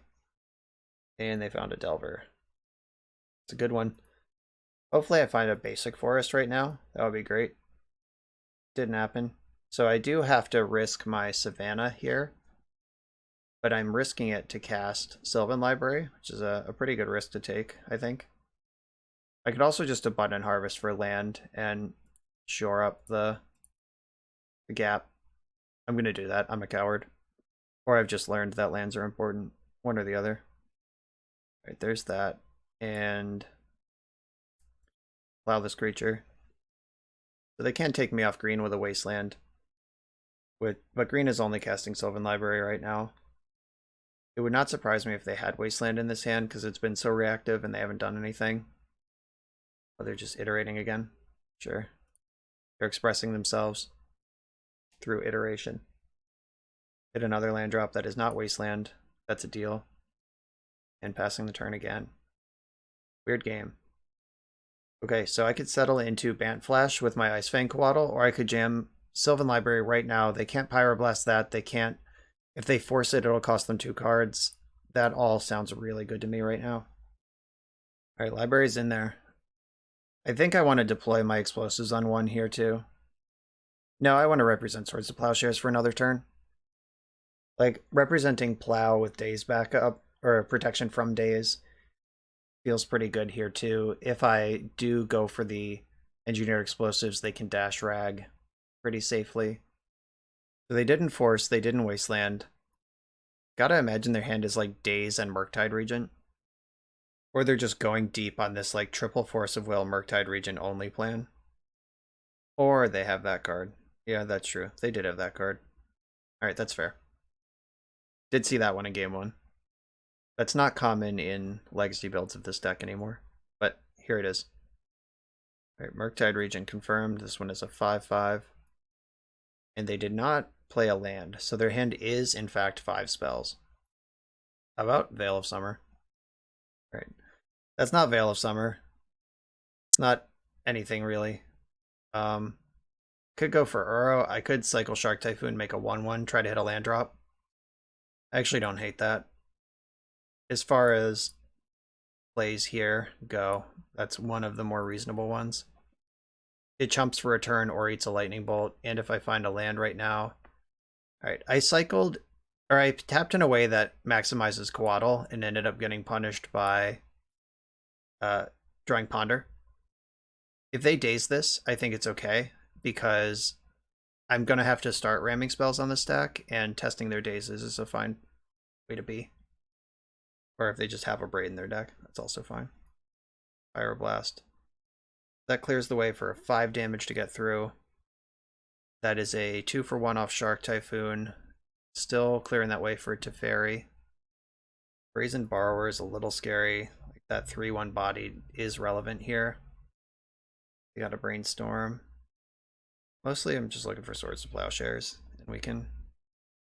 If this 5/5 Leaves play, I'll feel pretty good. Brainstorm with no shuffle. Soul Guide Lantern. Okay. That does affect my Uro, but I also boarded in Graveyard Hate. So that will affect a long game. I don't play Snapcaster Mage, so that doesn't really matter. Okay, so that is another green source that I appreciate. It's also just another mana at all. All right, I'm going to ponder here. If they red blast this, they got a deal. Have to shuffle that. Looking for plow.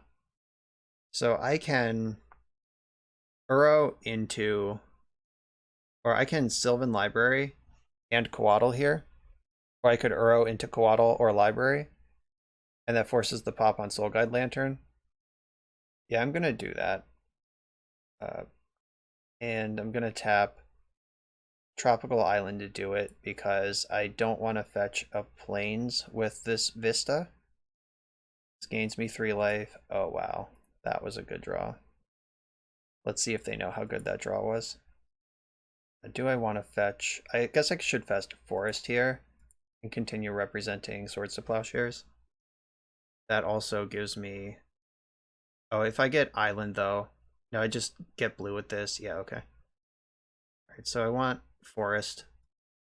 This makes my Engineered Explosives pretty awkward, but I think this is a must counter, and I'm pretty happy if it's in play, and I'm also happy if it's... if my Engineered Explosives turn back on, but they're not really part of this game right now. A second Brazen Borrower in combat would do damage here, but it would stop this one from coming in. So we get a little counterplay, a little back and forth here. Good magic. So I can jam my Carpet into Daze, or I can wait and just never get dazed again. That sounds better. I can afford to take 5 here. Yep, there goes the graveyards. Soul Guide Lantern was always going to happen. Here's another 5. I go to 10. I have a fist full of bangers here. Here we go. Let's try this again. Alright, resolved. Let's go to second main. Looks like we're there. Yes, and make blue mana. So let's start with a ponder. Endurance is very good, of course. So I actually do want this green land. Play it. Coatl. I'm testing them right now for Pyroblast because Teferi is the card I actually want to resolve. Force of Will. I love that. They would not cast that if they had Pyroblast. So here's Teferi. Oh, they had a second Force of Will.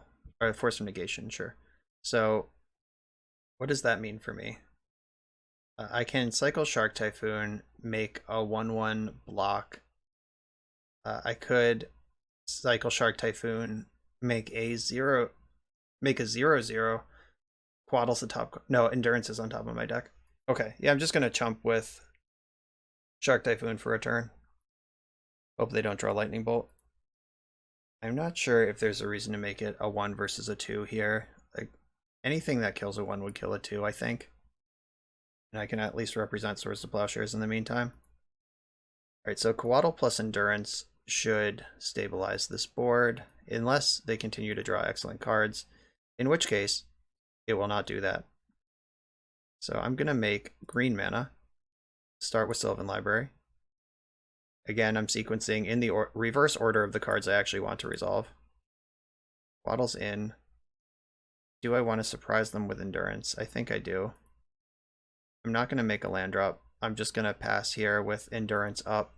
This gives them a chance to draw Force of Will, but if they don't attack with Murktide Regent, like if they just jump in with Brazen Borrower, trying to test my Coatl, then Endurance eats it. But if I go main phase Endurance and remove a bunch of cards from their graveyard, this Murktide Regent becomes freaking huge. Oh, they're getting in with Regent. That's scary. Okay, what do I think they have? I guess I have to cast this now. Gotta take the blocks. I can't just let them shove damage through my Icefang Coatl with a bunch of Lightning Bolts. So I guess Lightning Bolt on Coatl is going to get me anyway. I could also just target myself, not make that thing bigger, but I think that's worse long term. Just gotta hope they can't clear my Coatl before blocks. Alright, you got a 9/9. Can I block it? Good. That's a relief. Sweet relief. Alright, they didn't have the Teamer Battle Rage. You never know. That's not really a legacy card, but that is part of... Okay, sweet. that is part of the modern deck, which they were kind of playing. All right, so we went 4-3 final record in this thing. I was 37th place going into this round, so that should be good for top 32, which is 5 treasure tests and my money back. Not a bad day's work. All right, well, so I identified a number of things that I would want to change after this deeper dive on this deck that I actually do enjoy and do like playing. I think that you need another land. I think the Abundant Harvest for to cheat on lands is in fact cheating in a way that's not great. I also think that you probably want 4 Icefang Coatls. Like I think I would cut both harvests for Coatl and land. And out of the sideboard, what can we do against Doomsday? Like, I have a pretty stacked sideboard for other combo matchups. Like, Endurance and the 5 Forces do a lot of work. Hullbreacher does some work against certain combo decks. And then I have the Meddling Mage, Null Rod, Veil, Fluster, Rest in Peace, Containment Priest. That covers most decks in the format, but Hogak and Doomsday are both combo decks that just pushed right through my defenses. So I think some additional tuning to figure out what those should be is a good idea.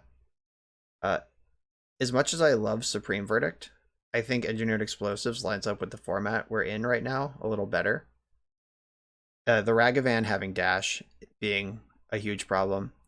Hullbreacher also is a card that defines the Bant Flash archetype. Hullbreacher and Shark Typhoon are the cards that define this Bant Flash archetype compared to just every other Bant control deck. But it's possible that every other Bant control deck knows what they're talking about, and maybe these Hullbreachers shouldn't be there. They were good sometimes, and sometimes they were terrible. It didn't happen in this league, but against combo decks that don't play a lot of removal, Hullbreacher is a complete beating. Like, they can see Narset coming and cantrip before it and, like, not let it eat cards, but Hullbreacher is really good when it's good. And the Flash, like, end-step threat, untap, Planeswalker game plan is a fun one to have. So maybe I'll leave Hullbreacher and continue to test it. Shark Typhoon is just great every time you draw it. Like, I don't think there was a time in the league where, like, there were times where I brainstormed it away where I was like, this isn't what I want now. But there was never a time where I was like, God, Shark Typhoon, that's the worst top deck. I didn't want that. Like, that, it's always just, it always plays. And I like that. So I'm definitely adding a land in the 4th Coatl to the deck. And then I will see where the sideboard lands. But again, you're going to have to tune that when you show up for your expected metagame. And Teferi was good where it was good. It does shut down the juke out of Doomsday, which I like. There's a lot to say about that. But yeah, this was a good league, good lessons learned. I did not play perfectly. There were some just like straight up mistakes, like when I didn't keep priority with the Uro in the graveyard and I got it surgicaled. And then there were some like play pattern lessons learned that I don't know if they were necessarily mistakes or just things that I can optimize better for. So, and maybe those are the same thing. I don't even know. This is all like, it starts getting real like deep theory, like quantum physics at that point, and stops being super useful. But if I can back it up a little and say that there were lines that were probably better than the ones I took against some of the more confusing decks of the format, like Hogak. So respect to that. I will be tuning this list a little more. Spunky, thank you for sharing the list with me. Everyone else, thanks for watching. Make sure to leave comments. Let me know what you think about how to build the deck, how to play the deck. I'm here for it. This is the type of deck I would want to play if there was a serious tournament in the next couple days, and it's near the top of my list for the upcoming events. They're still months out, but I'm already thinking about it. So let me know what you think, and make sure to like and subscribe while you're here. Thank you for watching this longer than normal video. I hope you got a lot out of it, and I will see you next time.